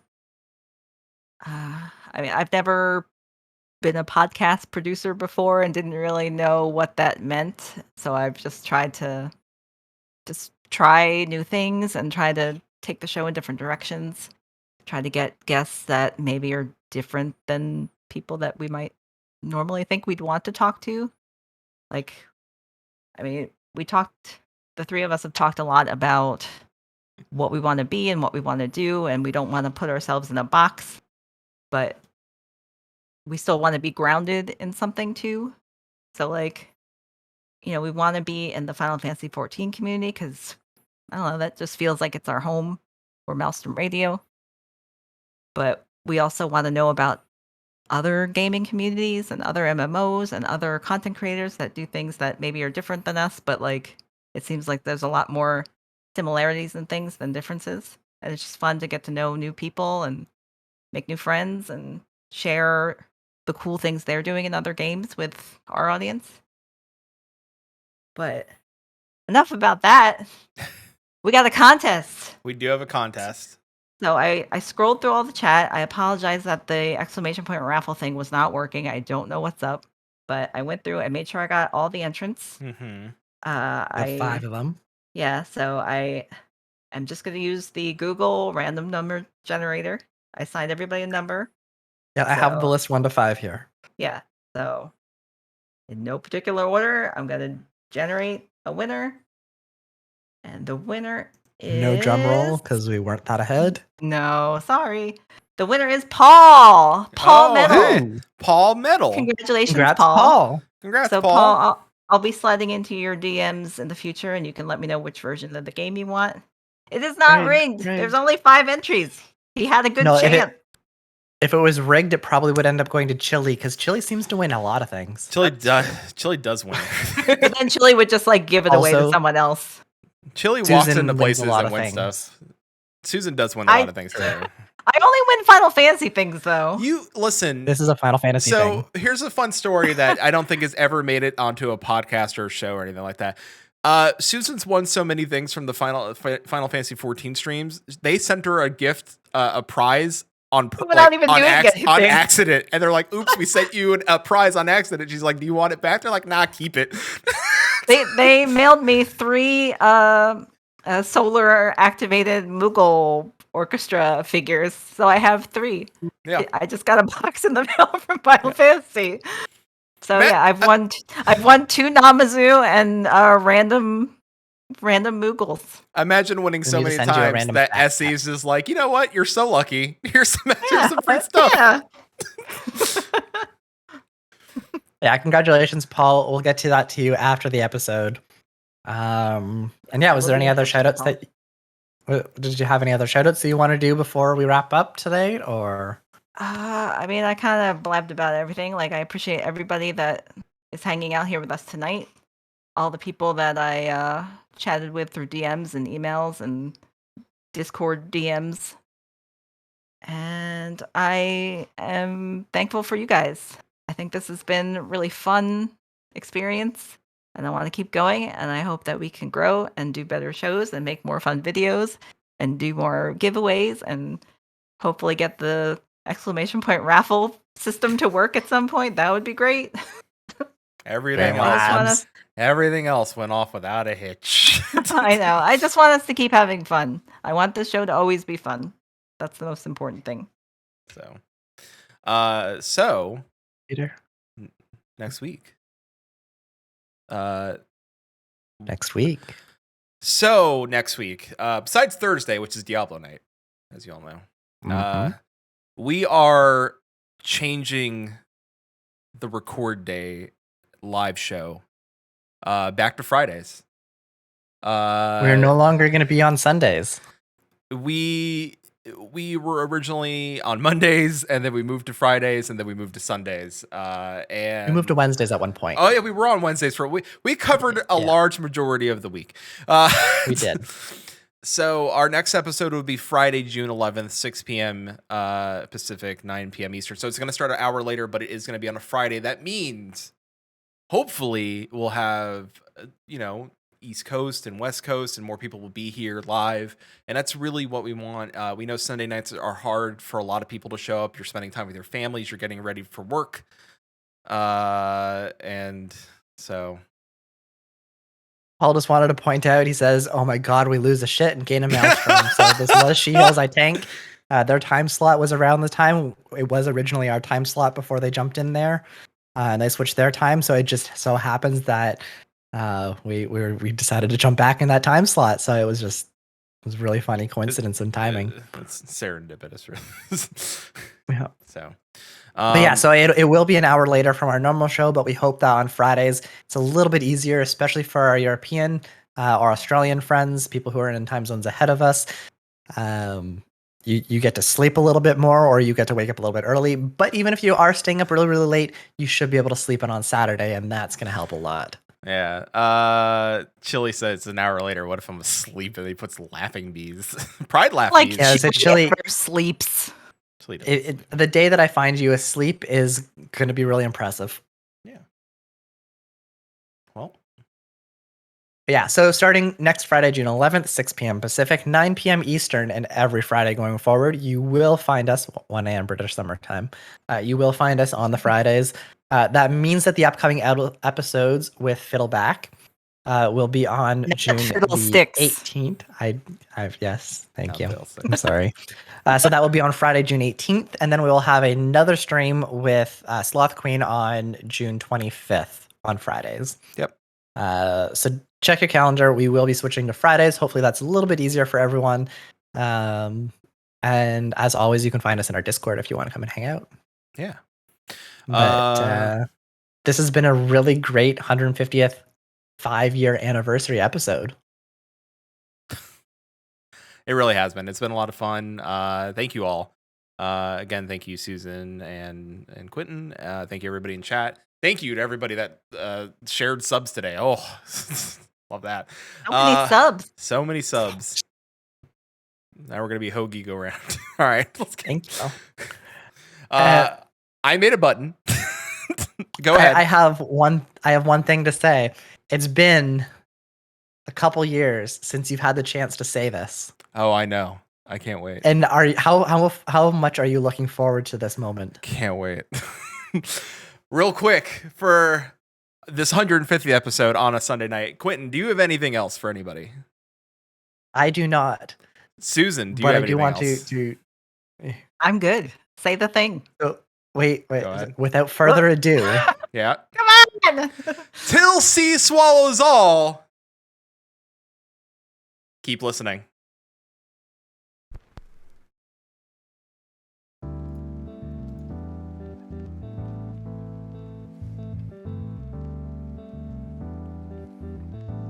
Maelstrom Radio is brought to you by maelstromradio.com and Blackfire Media.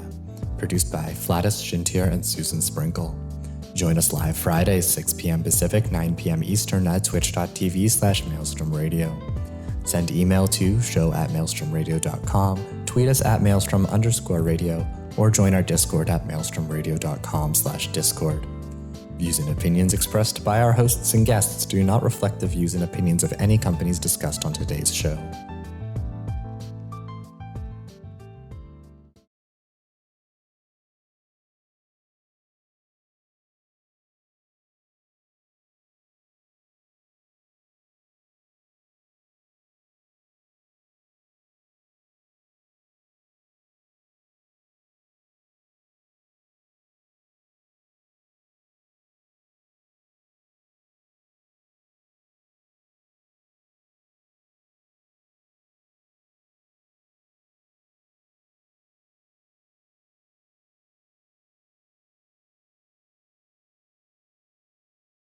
Hi, everybody. Hi.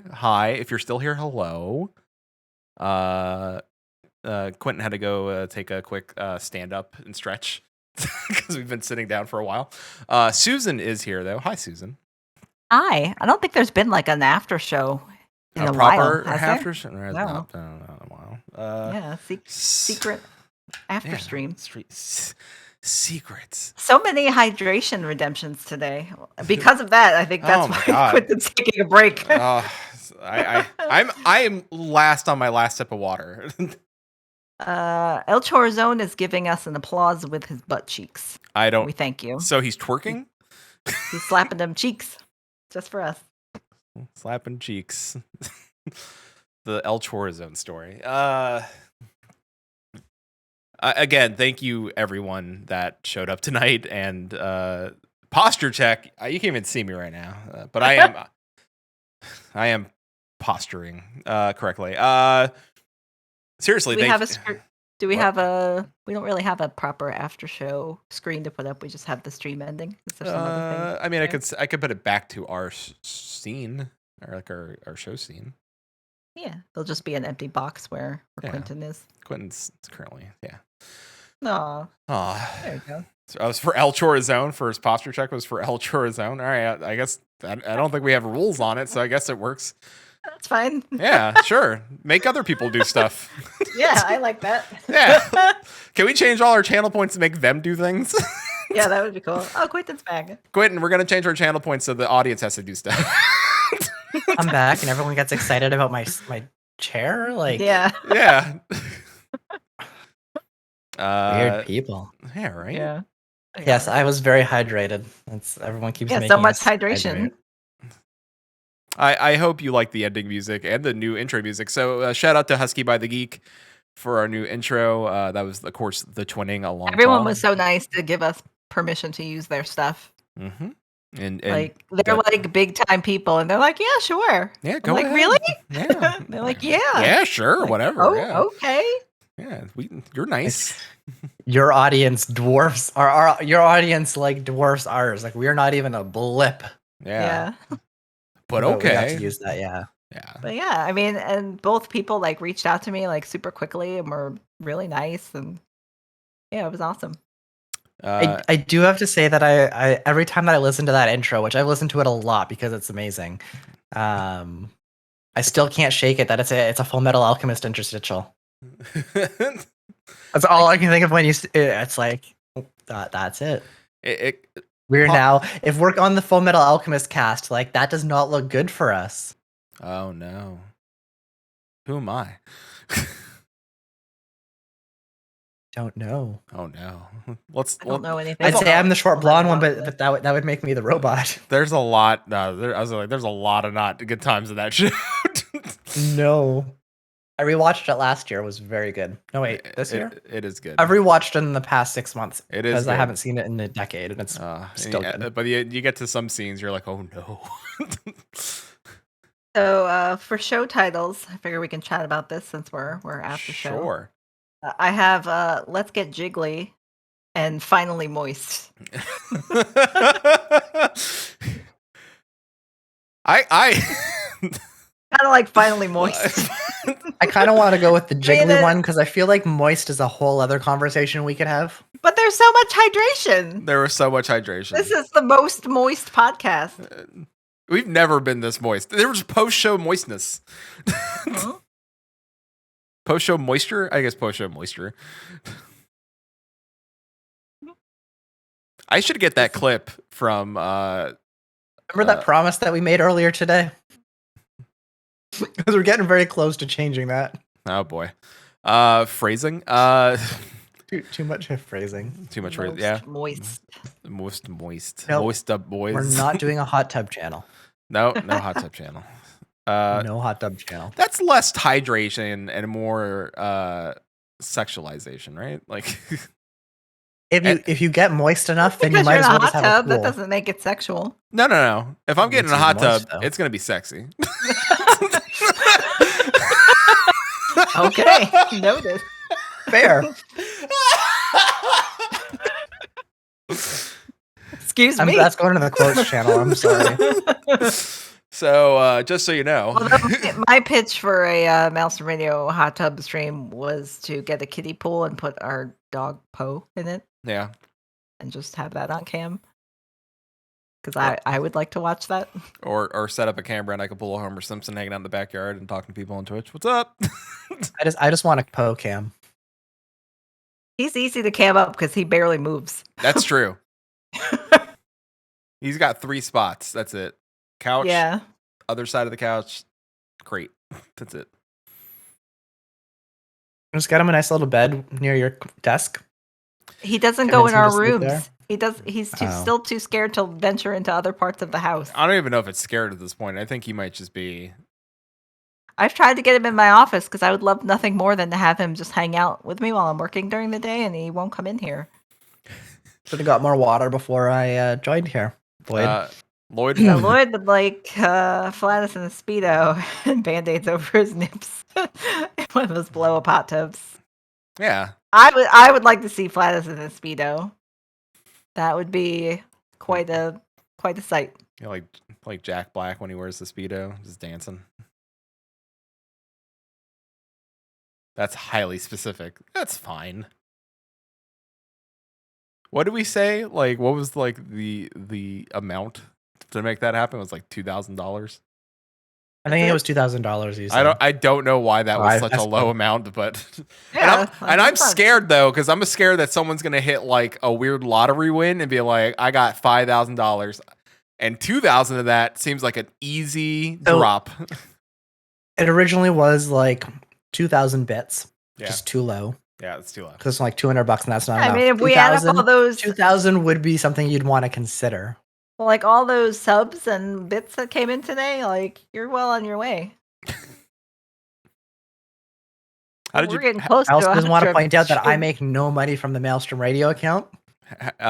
So it's really one of All on you. Really, it's one of those. You know.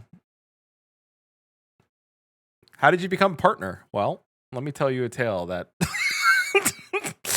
Let me regale you in a tale of kiddie pools and Speedos. 3 days later, it's how did you stop becoming a partner? Let me regale you in a tale of the police and kiddie pools and Speedos. I sold my soul. I sold my soul about 13 years ago when I bought a MacBook. Yeah, that's how it works. So question for the folks in chat. What do you guys think about the day and time change? I'm hoping this will be easier on some of the European people. Chili's loving it because Chili, like, as much as we don't say work. Chili, you need to sleep. Chili just like, I don't work that next day, so that's great. And just the timing kind of worked out really well with She Heals I Tank taking a break. Kinda that time slot opening up. Kinda sus, but cool, Paul says. I swear there was no collusion. There was really there was no collusion. It was, we were going to make the change regardless of whatever they were doing. And we didn't have no idea what they were doing. So we were making that change anyway. So I actually won't be about to make it now. Oh no. Bummer, dude. Gonna go see the drama channels now. Drama. I mean, if people are talking about us, I mean, that would be. I mean, I would be surprised if that was the news. Yeah. I mean, it's slow news, I guess, in Final Fantasy XIV. Yeah. But if the news is that slow that the main headline is OMG, Maelstrom Radio took She Heals I Tank's time slot, then that would be surprising.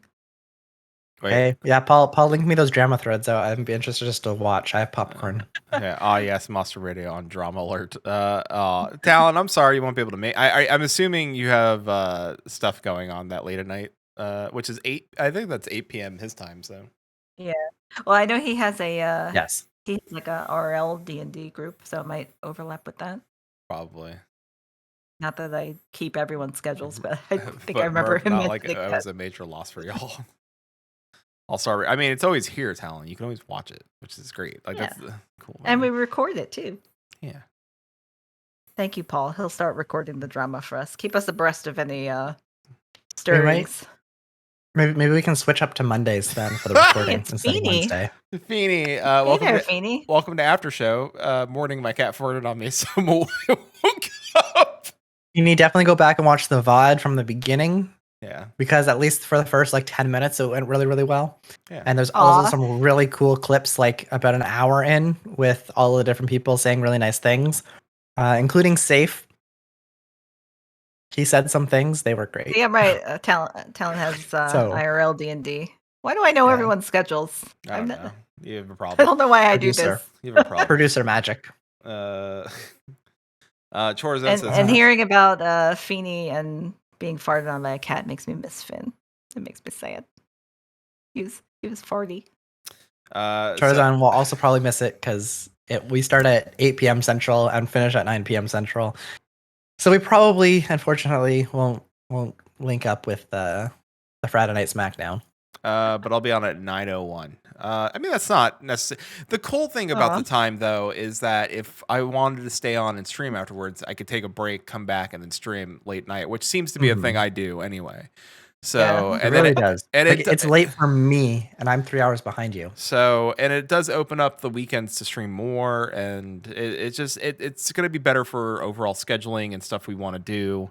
I don't think we've discussed if the date the podcast drops changes. I don't think it does. So I think it's still gonna be on Wednesday. I was just saying that we might want to change to Monday. To Mondays again. Yeah, it's fine. Paul's mom will Paul's and this mom is just a really good time. We'll really appreciate that. Aw. We do want to make Monday Paul's is just mom a really happy. good time for podcast to drop because everyone's going to work and they like listening to stuff at work. That's why Paul's mom will be happy. She'll be like, no, I have a couple Wednesday shows that I'm like, yay. Your midweek pickup? I know. Yeah. You plow through all the ones on Monday. You're like, now I got nothing to listen to the rest of the week. Yeah. Slate Culture Gabfest comes out on Wednesdays, and ICYMI. I wish you got a message from Paul's mom to celebrate. The problem is that we would have pestered her on Twitter a lot to get her attention. And then she does follow us on Twitter, though. She does. Awesome. And then what would have happened is that she would have gone to Paul and yelled at him and be like, why the hell is everybody messaging me on Twitter? But I mean, if Paul's mom wants to send us in a message, absolutely. Also, if Paul's mom wants to send in another AMA, Slide into our DMs, Paul's mom. yeah. I will gladly take another Paul Metal Mom AMA. She asked great questions. They were legitimately great questions. I'll tell your mom we said hi. Now the question. Now is the why. question is why? Yeah. Why She's.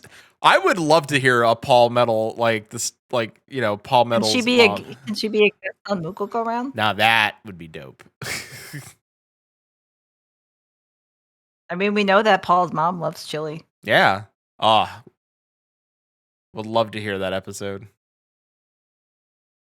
'Cause she's a gamer, right? Yeah, she's a gamer.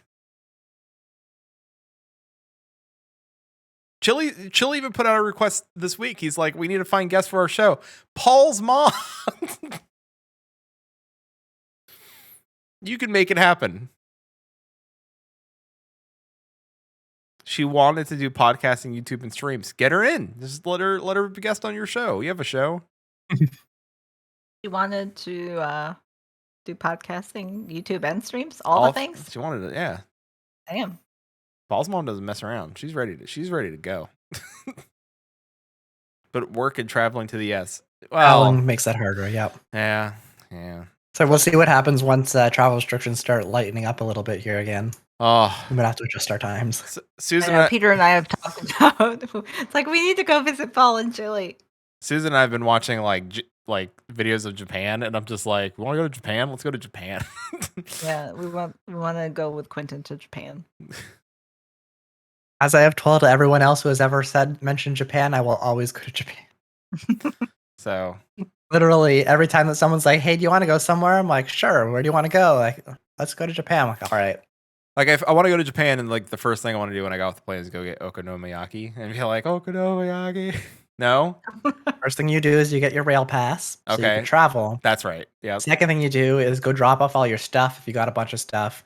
Third thing you do is get food because you're hungry. Okonomiyaki. Actually, no. The third thing you do is possibly go to sleep because you get in late, and you Oh. wake up in the morning, and then you get okonomiyaki. Because why Yeah. not?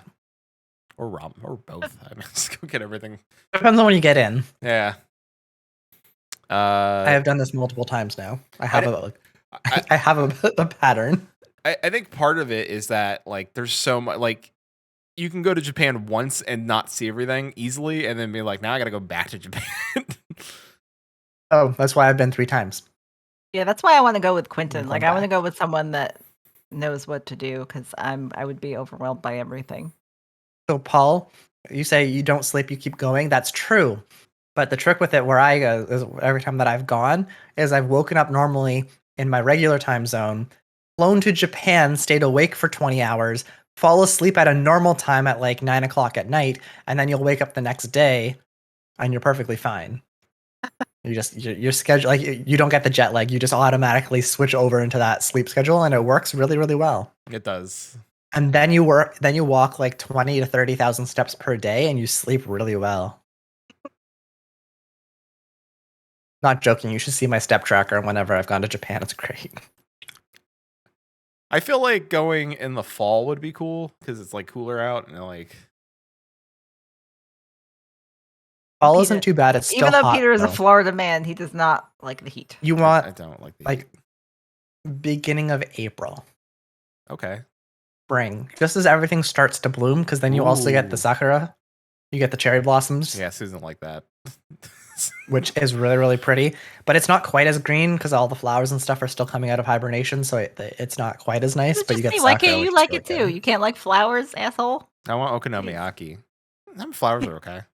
Did you know that okonomiyaki is regional? It is. Yeah, no, that I know. And so is ramen. It also, yeah. So like So everybody everywhere you has go, like a you different have to- version. Exactly. Yeah. So every time you go to a different area, you have to try it again because they make it differently. And it's Oh, good. Paul wants to go to Japan with us. We're Do a all fan gonna- fest. We're all going to Japan. Yeah, everyone starts saving up now. Yeah. Let's all go to Japan. Live Well, from Japan. It's Or Maelstrom Radio. everyone start. Everyone that Oh, chili too. Yay. Can I? Who speaks Japanese fluently? Oh Not boy. me. Paul, do you know any Japanese? Yeah, Paul. Paul's been a few times. Google Translate. What's going? Paul will be our translator. I mean, I wasn't joking. Anytime We'll someone's end like, up "Hey, in do you want to go to jail." Japan?" My answer will almost always be yes. I have been 3 times with one of my best friends. Paul has friends. Another couple friends, and Good. with my mother. Paul has friends in Japan, so we could probably we'll survive. We can go get butter ramen. We know one person in Japan at least. We do. We have FC members in Japan. Oh, that's right. Oh, that's true. We can't. It's done. Perfect. Yes, chili. Just like barbecue in Texas, it's a little different everywhere you go. See, Chili knows Japanese. It's fine. Yeah. It'll be great. Chili knows Japanese. We'll survive. So cancel my trip to London and book. Yes, Japan. girl. We're not going to do a Mugo Go Round meetup in London. We'll do a Mugo Go Round meetup in Japan, where a bunch of like extremely white short people are going to show up. Well, who then can't there's speak Paul, the local who's a language. giant. That's true, and Paul will just yeah. Paul will tower over all of us.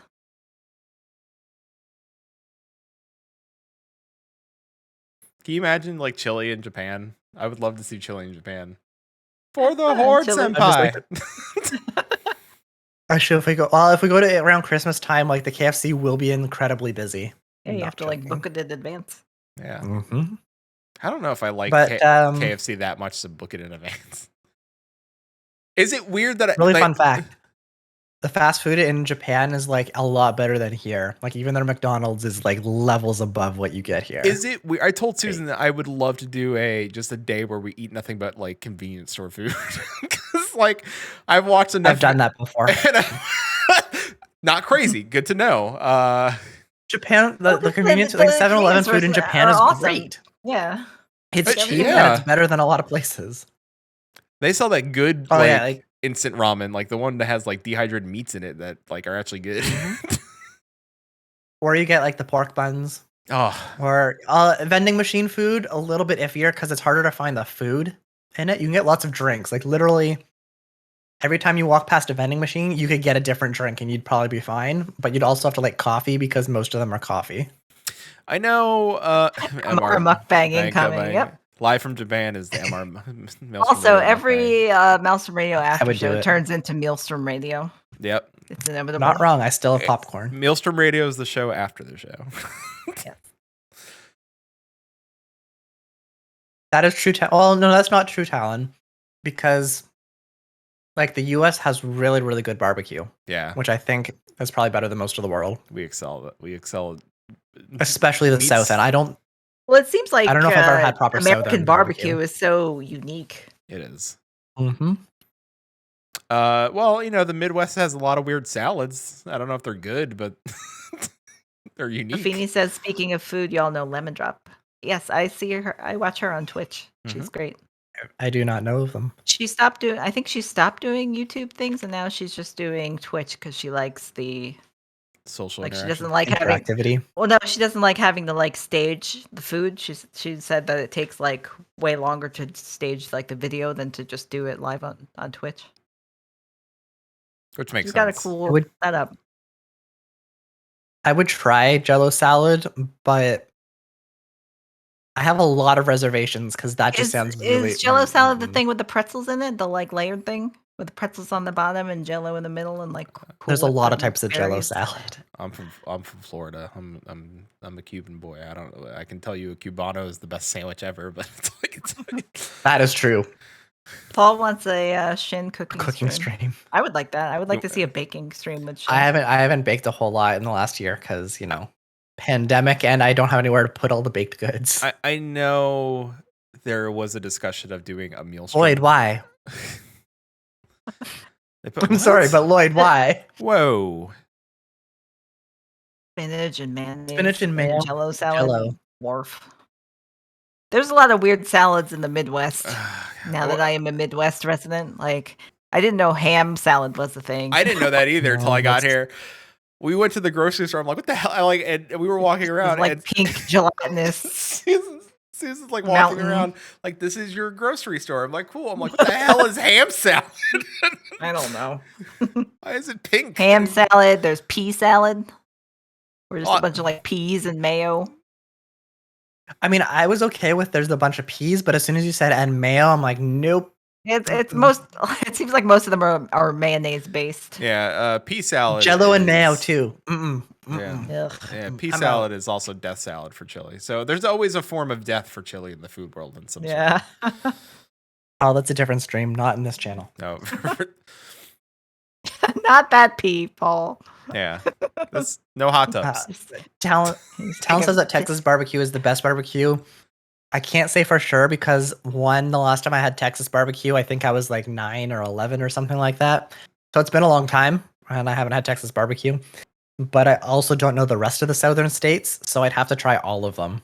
I ate some barbecue when I was in Austin, Texas a few years ago, and I didn't get to try as much as I wanted to try, but everything I tried was amazing. And then, of course, we've seen a couple times on various like cooking shows and whatnot that lady that is the like pit master for that. Oh yeah. Oh man. That old woman. It's that's only like this- open one day a week on a Saturday in Texas. Yeah. Oh, Chili likes Kay's cooking. Ugh. Hello, everyone. I'm cooking again.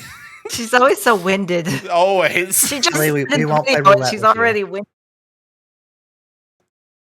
Kay, by the way, that's I don't know if we talked about that, but my superpower is being able to do the voices. Yeah, like one-line impressions of people that cook on the internet. He's got quite a few of his. I don't know why. There's Osara, the Italian chef, the grandpa that I like. It's like, okay, welcome to my show.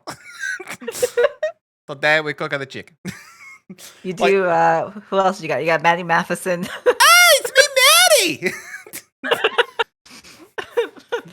Not to put Peter on the spot and make him bark out all his impressions. Well, as you know, I'm making lasagna and I don't do Paul's to-do list is Japan, Boston, Alaska, and then Texas. Boston. Oh, I don't know. Texas is good. Texas. Texas. I knew what he meant. You don't have to point it out. Oh Boston. no, I just mean like it's a typo, but it's actually a really good typo. Yeah, it is a good typo.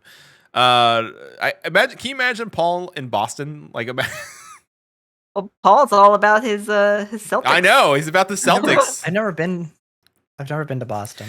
Boston is cool. I would fear not in a bad way for Paul. Like, I feel like Paul wearing a Celtics like jersey going into like a proper Boston Irish sports bar, walking in with his accent and rooting for the Celtics.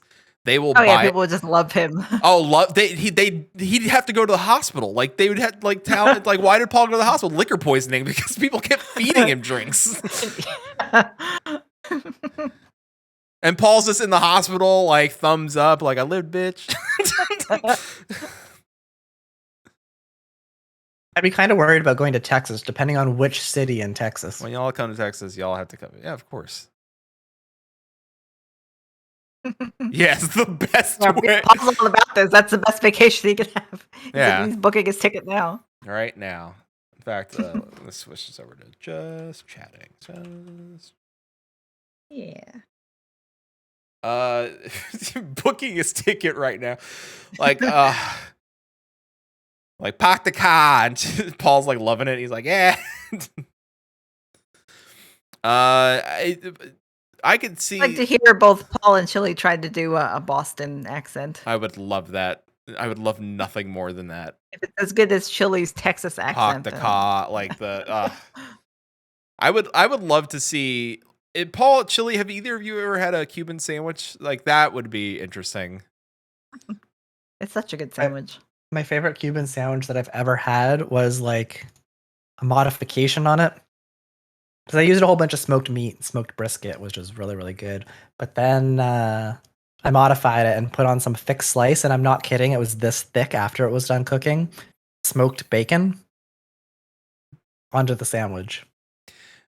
There is one Cuban sandwich place in Indianapolis Yes. that Peter and I have gone to, where it's like actual Cuban man. But I was saying, so can you explain what a Cuban sandwich is to people who aren't familiar with them? Because they are delicious and they're amazing. Sure. The Cuban sandwich is totally unique to Cuba. And of course, they brought it over here to the States. But it's a sandwich made of Cuban bread, which is a bread that is like very smooth on the outside. It doesn't have a crusty type thing. It's very like thin shelled crust bread, and it's very light. And it's made with lard because you use what you got, and they have a lot of pig fat there. Lard cooks better. It does, and so it's a very light bread, and then it's layered with ham, roast pork, and the roast pork is usually marinated 24 hours in what's called mojo, which is like a Hispanic like liquid seasoning, usually with like sour oranges and citrus and stuff like that, garlic and everything else. It's marinated, then it's roasted. That's sliced. Usually, the ham is usually about a 1/4 inch thick. The pork is about 1/2 inch thick, usually on a good sandwich. Layered up, topped with Swiss cheese, yellow mustard, and pickle, and then it's buttered, panini pressed down flat, and then sliced at an angle. It's always at a nice diagonal angle, and it's delicious. It's so good, and you need all those elements together to make it. Even if you don't like pickle, it sounds. I know. There's people that don't like pickle. It all works out perfectly. It works. It's delicious. It's such a well-balanced sandwich. It's perfectly balanced. You can feel your arteries clog when you eat it sometimes, but that's how good it is. Yeah, it's. But Paul take says, that. Pickle me up, Danny. Chili's drooling. It all works. It So all you works take together. that, and then get nice like 1/4 inch thick sliced smoked bacon and add it into there. You can, yeah. Because we have a Cuban sandwich place here that Peter and I have Good. gone to, and they do the original one, but then they do a couple like variants. And the one I like is a roast turkey Mhm. one, It's good. and it's pretty Boy, much you're all the not same wrong. stuff, but with roast turkey on there, and it's really good. I wasn't a believer until I tried it, and I was like, all right, it's pretty solid. It's pretty solid. I think mostly But the because OG is such a good sandwich. yeah, and I can get everything else there that I need, like to get my Cuban fix. Like they have the plantains, the sweet bananas, which are very and good. the pastries. The Was it the pastelitos? Pastelitos, the pastry, the phyllo dough, like it's stuffed with guava and cream cheese and sprinkled sugar and base. So good. And then I get That sounds good. Then And the coffee. the cafe, my cafecito. So, What you're saying is I need to come and visit you. We need to go to this place and It's like so 30 good. other places. It's so good. Well, Peter has already told me that, when we go visit Florida at some point, he's got a Cuban sandwich place in mind that we have to go to. In Florida, and it was always lucky because not all, but some a good Cuban place will stay open 24/7 and have a walk-up window. So that way you don't even have to go inside. You can just go to the window, and there are places like that. Also, there's a Colombian burger joint that's open 24/7, Susan. There. That has one of the best burgers I have ever had, and it's not a traditional burger ever. Like nothing I can say about it is traditional, and it's so good. It's so good. Chili has like an actual on topic question. Okay. Outside of the food talk. I'm gonna say 1 second before we get that. Chorizon says, "Damn, you're making me hungry and wanting to drive myself down there to go eat." Go eat. I haven't had dinner yet.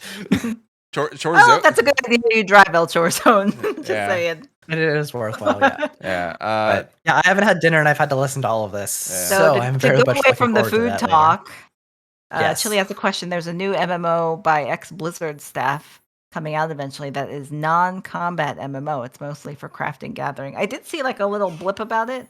I forget Palea? the name of it off the top of my head. There you go. Yeah. Palea is there is combat in it, but it is going to be all right. So like from my understanding, it's like a mix of Breath of the Wild meets Stardew Valley meets Animal Crossing. Like you do have to build a town and help the people in the town. Like that's your quest hub. But you still have to do like MMO things. I don't know if there's dungeons and stuff, but like you Here do is the get I'm weapons. dropping the link to the website, the official website for the game. It's classified I've as heard a of it, but community sim game for you and your friends. And it's supposed to be like very relaxed, like laid back. Yeah, it So looks very pleasant. There's a video on the website that has their official trailer. yeah, I think it'll be more like the combat of Stardew Valley. Oh, I'm not saying that exactly Stardew Valley, but like more of like you'll need to do combat in order to get things to collect to help maybe grow the town. So the description is set in a beautiful and inviting fantasy world. Palia is a community simulation, massively multiplayer online game where players can build a home and life, meet and befriend a compelling cast of characters, and experience an evolving narrative with other players. That sounds nice. That sounds very cozy. It does sound very relaxing and cozy. Like I don't have RL friends. I want I want friends and warmth and community. I want a hearth. And there's like little creatures that look cute. Yeah. I think it looks cute. But my honest opinion is that I don't think it will go far. And if anything, it will stay as a very small niche game. It will. But it seems like the people that get into it will like get way into it. They'll really Yeah, champion it might and- have its very tight community because Which is good. it honestly sounds like a dozen other MMOs that I'm familiar with. Yeah. Right, like effectively at its base level, it's like Minecraft. Yeah. You build, you craft, you can have a community. Minecraft doesn't have a centralized server, but it's kind of like a Minecraft. Which, if we keep looking in things, we have stuff like Trove, Second Life, Gaia Online, Roblox, like yeah. Fortnite to some degree, even.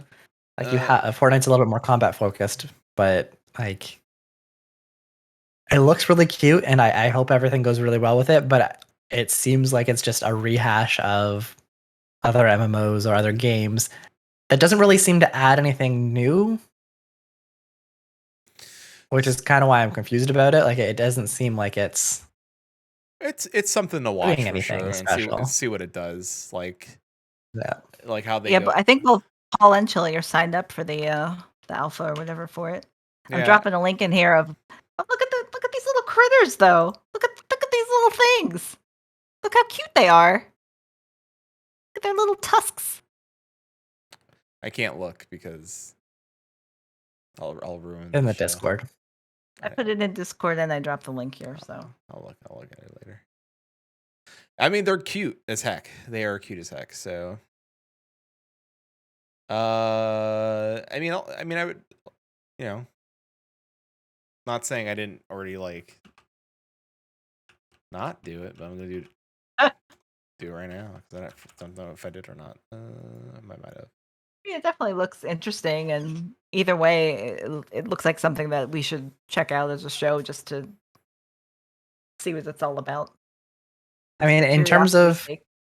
things like this, I do not like getting to know any game before it's in a legitimate like beta with imminent launch. Yeah. Because we've been burned a lot.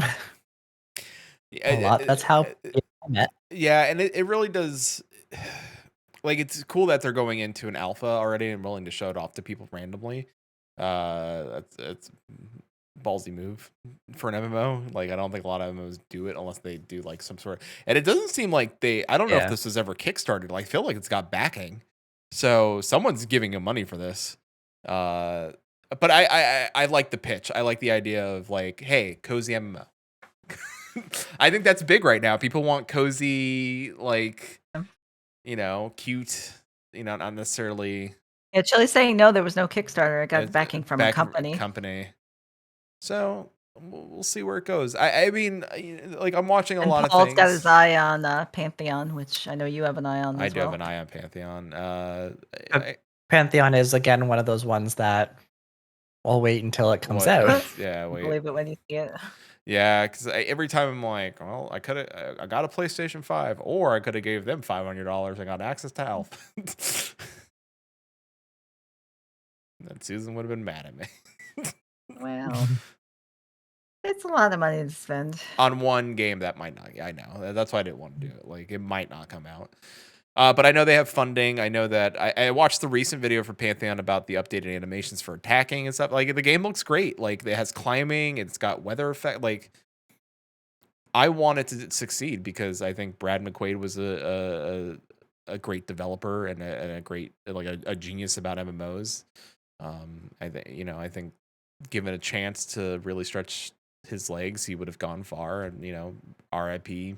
Brad McQuaid.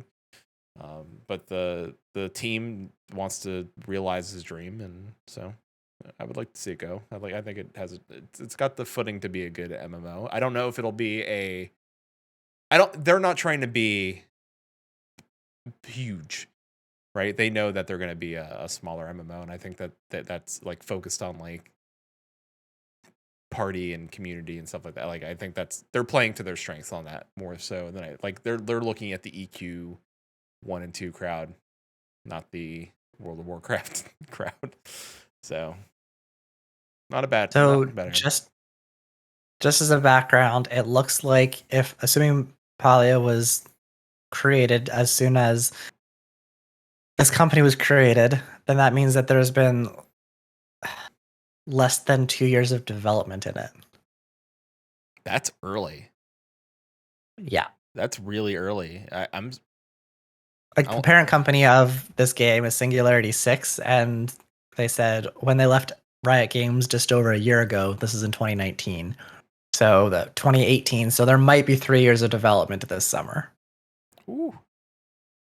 And their backing is Anderson Horowitz, which is a pretty big venture capital group, and London Venture Partners. Yeah. I'd be interested to play the But alpha. that if I again, get that it. was 2 years ago, so Yeah. they might have gotten different stuff, but that seems like where they are. Like they have the experience, but again, it's a huge undertaking to try to do. So we'll see how it goes. I know you haven't been following because I know you really don't care about like Daybreak games and stuff like that.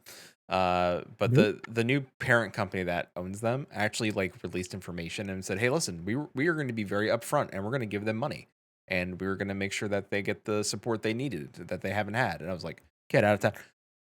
Not lying. They actually gave said everybody was right about H1Z1 where they're going to relaunch it completely, including the survive everything. They're hiring a full team for it.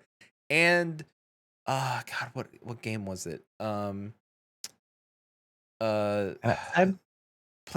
They were like, "Hey, you guys need another producer." There's like you're short a team. Like you're short. There's no way you can you need another producer role.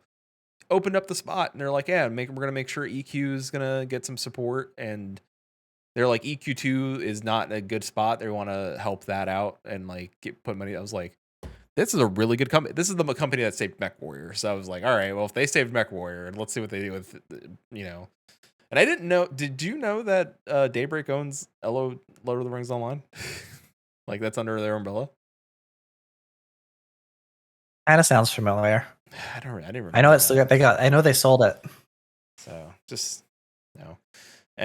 Paul Metal says now we have Riot Games. I've got it getting an MMORPG, so it's gonna give that a look. Yeah, that's being done by Greg Street, Ghostcrawler, from WoW days. He's working on the Riot Games MMO.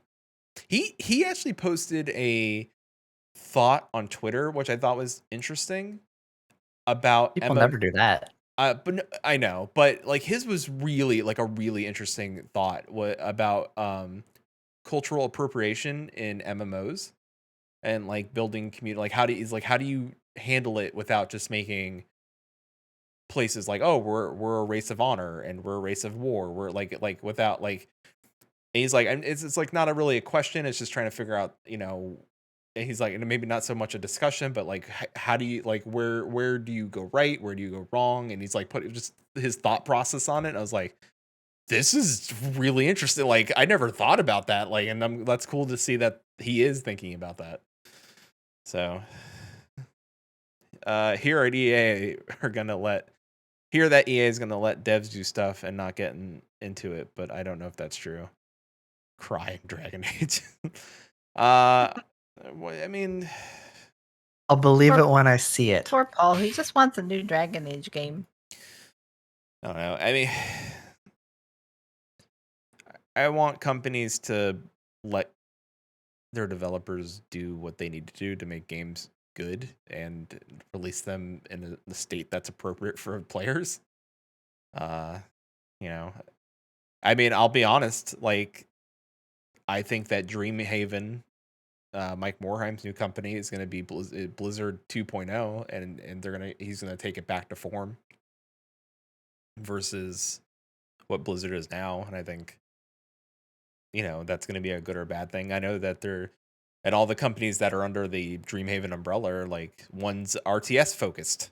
Good. Like, I like RTS games, and I'm sad that, you know, like, I don't think we'll get a Warcraft 4 or a StarCraft 3. I don't think we'll get a StarCraft 3. Not anytime soon.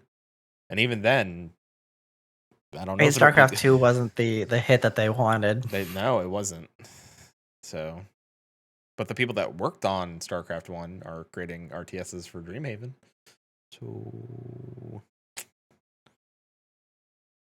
I don't know. I think it's good for Blizzard employees to work in a place where I think it focuses more on the craft than the how can we make money. I mean, you want to make money, but you also want to be creative, right? Like, I feel like people get into this, like, to be creative and not just be shoehorned. Like, forbid that, you know, Activision does anything else but a Call of Duty game.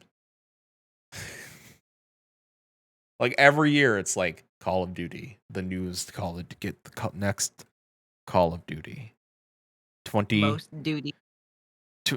2022 duty calls Call of Duty duty.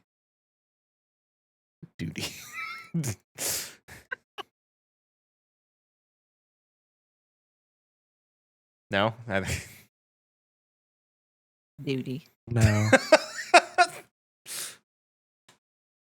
I mean, it's. When's the last time? I know you're not big on shooters, but have you ever owned a Call of Duty game or played one? No. They're all the same.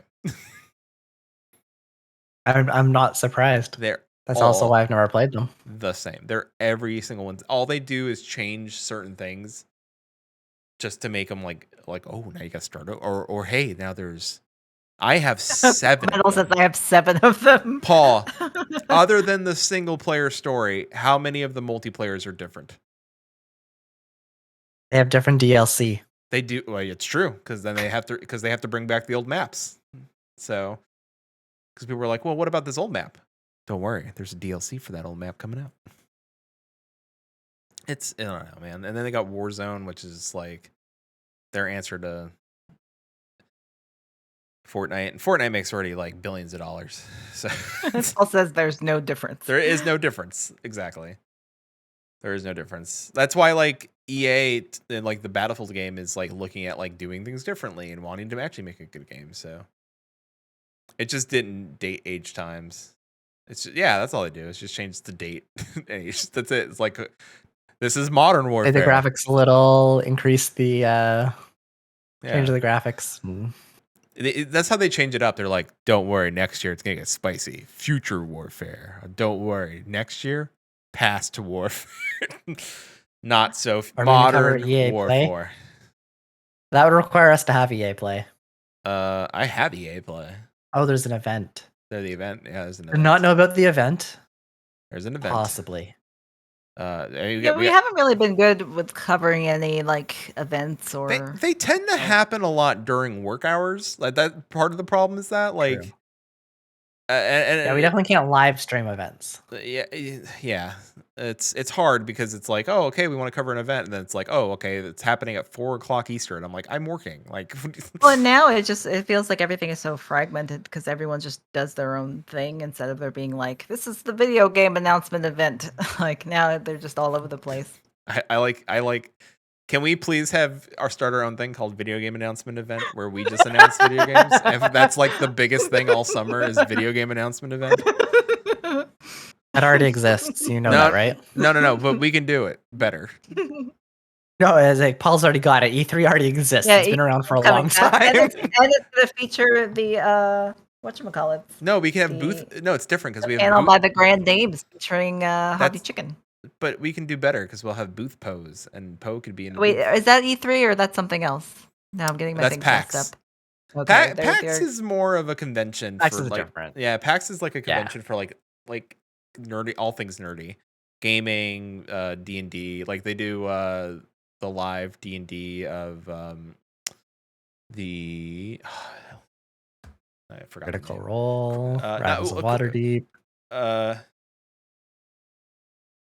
No, not them. The the Penny Arcade D&D game. Oh, that's because it's Penny Arcade Expo. It's Penny Arcade Expo. Yeah, they do their own D&D. Now I'm looking it up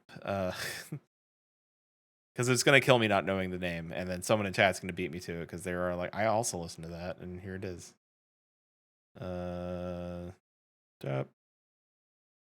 Thread. What? I listen to too many D&D podcasts. True. Yeah, E3 is a really good example of one that I probably wouldn't want to cover because like it's just announcements of this is coming out and this is coming out and this is coming out and this is E3 next week already? Yeah. Damn. Yep. I know next week is also WWDC. So I'm going to be paying attention to that tomorrow. But aside from that, yeah, like there's nothing really that excites me at E3 because we're not going to hear about any news anyway most of the time. Like they're like, we dropped this game and this game and this game, and you'll find out about it 3 years later. Well, yeah. It's acquisitions. Like I'm still waiting on every single one. Like on any of the interesting PS5 games, I'm still waiting on. Oh yeah, Chili's Dark hyped for Souls, that. Final Fantasy. Yeah, the Final Fantasy Dark Souls like game that he's been talking about. I'm a big RPG. I mean, I'll look at it and I'll watch some of the panels, but for the most part, E3 for me is just overproduced and overhyped, and it doesn't really give us a lot. Because they didn't do E3 last year, they did the was a video game summer or summer gaming event or whatever. Like yeah, which I liked. I preferred that honestly, because it was like more personable because Jeff Keighley just did interviews with people and they showed off their games and talked a little bit about it. Like I think that was way more personable and like less of a slog of like buzzword, like buzzword. Yeah, episode 151 will be about the MSQ. This is just random talking now. Teraflop. I guess I'm gonna drop off soon because I need to go eat food. Yeah. I guess if we were recording this, we could have had this in the back pocket as something we should release. You assume this isn't being recorded. Yeah. Oh. You act like I didn't record all of this. So if we ever need MR bonus round 3. This would be a bonus round because this is not good enough for an episode. Yeah, it's all over the place and rambly, but some people like that. This is our just chatting stream of we are talking to the chat. 15 minutes. I mean, we've been a lot of places. Paul's We talked recording it too. travel, we talked food, we talked video games. We went mentally to Japan for a minute. Yeah, we did all the things. I want to go back. We escaped. For whatever reason, completely spontaneously, from the first time I went to Japan, it was like clockwork 18 months. It's pretty good. Went to Japan. 18 months later, I went to Japan again because a friend's like, hey, let's go on a trip. I said, cool. Where do you want to go? I don't know. Where are you thinking of going? Like, named like 8 countries down in that area. I'm like, okay, cool. You could probably do like 2 or 3 of those at most. So they narrowed it down, and Japan was the major one. So I went back to Japan. 18 months after that, my mother decided that she wanted to go to Japan. So again, back to Japan. And it would have been 18 months again last September, except we had a pandemic. So didn't get to go. So if that rule continues, then next March, roughly. March 2022. We'll go around, meet up in Japan. Yeah, I told Susan we should get we definitely want to like do a big trip. Like we want to save up and do something fun because we've been sitting in the house for a long time. Yeah. Come to California. Go get Wagyu. Save up a lot. Yeah. Yeah. You get like a tiny piece for $200. Yeah. We got to rebuild our savings first. We have a house, so that's where all our money just got sucked into the black hole of the house. Who knew? And it just like doubles your trip cost when you have to board your dog too. Oh no, we're luckily my parents Poe reminds them of their dog that passed away a few years ago, so they are like in love with Poe, and they've already said like we will watch him anytime. Oh, that's perfect then. I mean, if we even just wanted them to like take Poe for a weekend, they'll be like, yes. Even if we're not going anywhere, they'll be like, please give us dog. So, Billy wants to take a 9-hour trip down to the Wendy's. I mean, Chili, if you're going just for the Wendy's, that sounds like a terrible idea. But if you make a whole trip out of it, it sounds like a pretty good time. If Chili streamed to IRL for the 9 hours on the trip, like, all right, like, I'll like just hype it up. 9 hours straight. 9 hours straight, Chili on like trains. waiting. Oh my god, can you imagine that stream? The hype of that stream, like first. I mean, there would be some kind of weird like performance art nature to it that I think might interest people. Of just like the mundaneness of train travel. Getting a baconator. Do they have a baconator Yeah. there, Chili? Is that something they're offering? Is the And baconator? can you share with us the menu of the UK Wendy's? I would be heartbroken if there's not. Like, I'm sure. I mean, like, of all the fast food places, Wendy's is probably one of my favorite has ones. Like, UK I don't like fast exclusives. food in general, but like, Wendy's is one of the better ones. Chili, can you please drop the But link? I still don't think it's a 9-hour trip. Yeah, I that's gave him 18 hours permission to round drop. trip. If he's got any links to drop, he's got permission to do it. Chili, please drop this UK exclusive Wendy's menu that I need Yeah, I to think see. Chili's a VIP. You can just post links. Oh, Kenny, is that a thing? No, They don't no have. website How yet. does Wendy's not have a website for UK? All right, hold on. Let me. Now we're gonna Well, You're let me gonna put do it this way: if you some decide to go to Googling. Japan, bring cash. Wendy's UK. Well, there is a website. Paul's got yeah, it. there's a Paul's got it. Delish website. Oh, here we go. Oh, Paul's got it. Good No, job, I don't Paul. want to accept your cookies. Cookies. Okay. Let's Also, see. this cookie banner is not correct because you have to allow all of them. Okay. I want to know what they have. That's Sides and porridge. Okay, this is not legal. so they have Cranberry seed porridge. Jam porridge. sides and porridge. Yeah, I guess the UK exclusives are porridge. We don't have a lot of porridge-based menus. I don't think I've ever seen porridge here. You have I mean, you got grits. That's adjacent. Oh, your nugget. Their nuggies look better. Their nuggies are like real chicken. Like they're not like normal Wendy's nuggies. They're like chunks Being of chicken recorded breasts. too. Does anyone want to listen to us just reading a Wendy's menu? Yes, somebody wants that. You don't think that's not an option? Somebody wants that. Somebody wants to please, read it slower. What's they have veggie options that are better. They have 8-piece veggie bites and then the veggie stack. But what I don't see is a bacon. Oh no, the Baconator is there. Chili, they have the Baconator.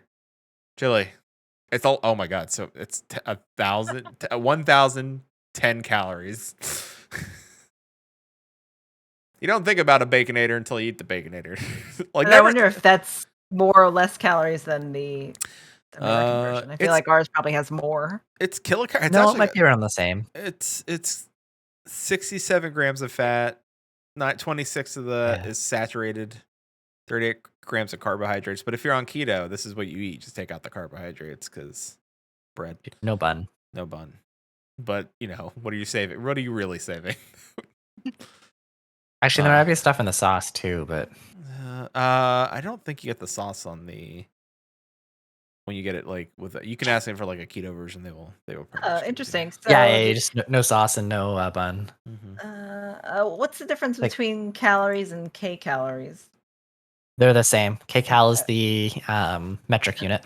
Okay, because UK Baconator has 1,010 kcals. The US Baconator has 960 calories. So there's more? That's surprising. It's probably because it's real beef and bacon. Real food. It's real food. Yeah, there's a maybe not surprising number of like things you can do in the US to get around and cut corners. Like that's one of the reasons why the chocolate here tastes really bad is because the requirements to call something chocolate are different from the rest of the world. And I believe the cocoa percent. So they can cut corners here and not put as much as they would in other places in the world. I feel like we constantly have to terrible. Add different version of the word cunt in our allowed words for Paul. Yeah. Can't we just put a blanket like any kind of cunt Paul can say it here? I also want Chili to get breakfast because remember, Chili thinks cheese is weird with eggs and like stuff on a breakfast sandwich, and all their breakfast sandwiches come with some sort of cheese on. So I want Chili so bad to get a breakfast sandwich. And Chili, to make it worth your while, they do have a breakfast baconator. So It's good. I mean, you could literally eat there 3 times a day, Chili, if you go there for like you can go get breakfast, lunch, Chili and can dinner. stealth camp in the parking lot and have all I his would meals love at that's home. I want nothing more than Chili Chili just can do all the stealth camp. YouTube tropes. Chili get how do we get Chili some sort of thing to stealth camp in? Like where does he stealth? Like can we get him a double-decker bus that he can like transform to a stealth camper? I'm with Paul. What? Stealth camping. It's a big thing on YouTube for some reason. It's a thing I watch, and it's a big thing on YouTube where people like stealth camp places inside of vehicles, and like they transform their They trick out their vehicles to make them like. I thought, adaptable and I camping. honestly thought like I would find that more in America. The biggest YouTuber that does it, his name's Steve Wallace, is from Canada, and he stealth camps all around Canada. And he just bought a school bus and he like tricked it out. He's got like a full queen size bed in that thing and like a fridge and a portable AC unit. And like it's powered with like propane tanks and like battery generators and stuff like that. I'm like, this is dope.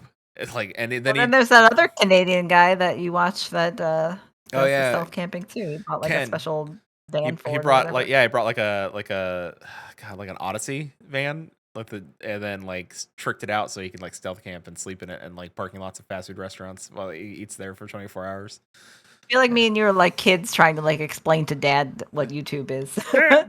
Dad, the old man on the internet sleeps in vans down by McDonald's and he orders the food and it's funny. And I find it relaxing to watch, so you know. But there's a guy that does it in Japan and there's no audio for it. What happened? You just lost your video.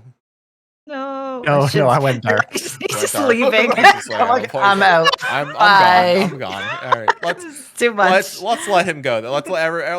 We should say goodnight because it is late. Yeah, and then we're Chili and approaching on Paul- 3 hours live, so I Yeah. think we can wrap it up.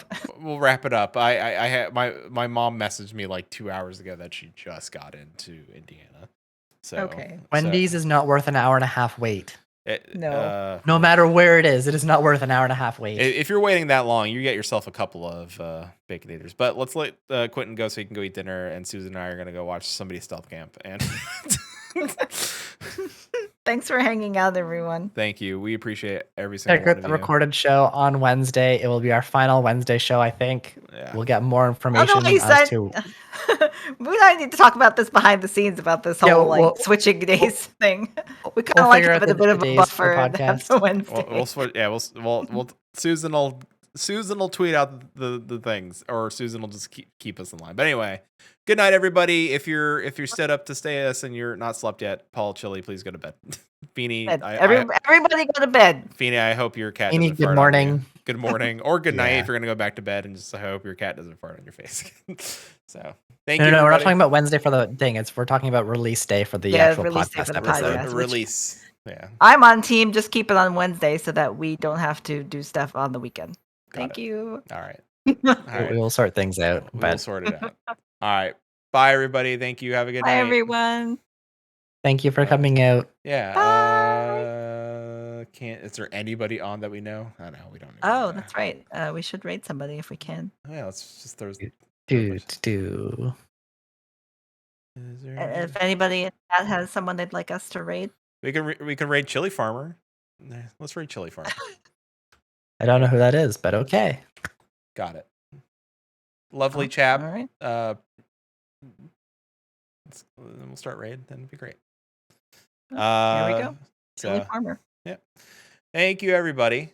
And we will see you Thursday and Friday. Bye. Thursday.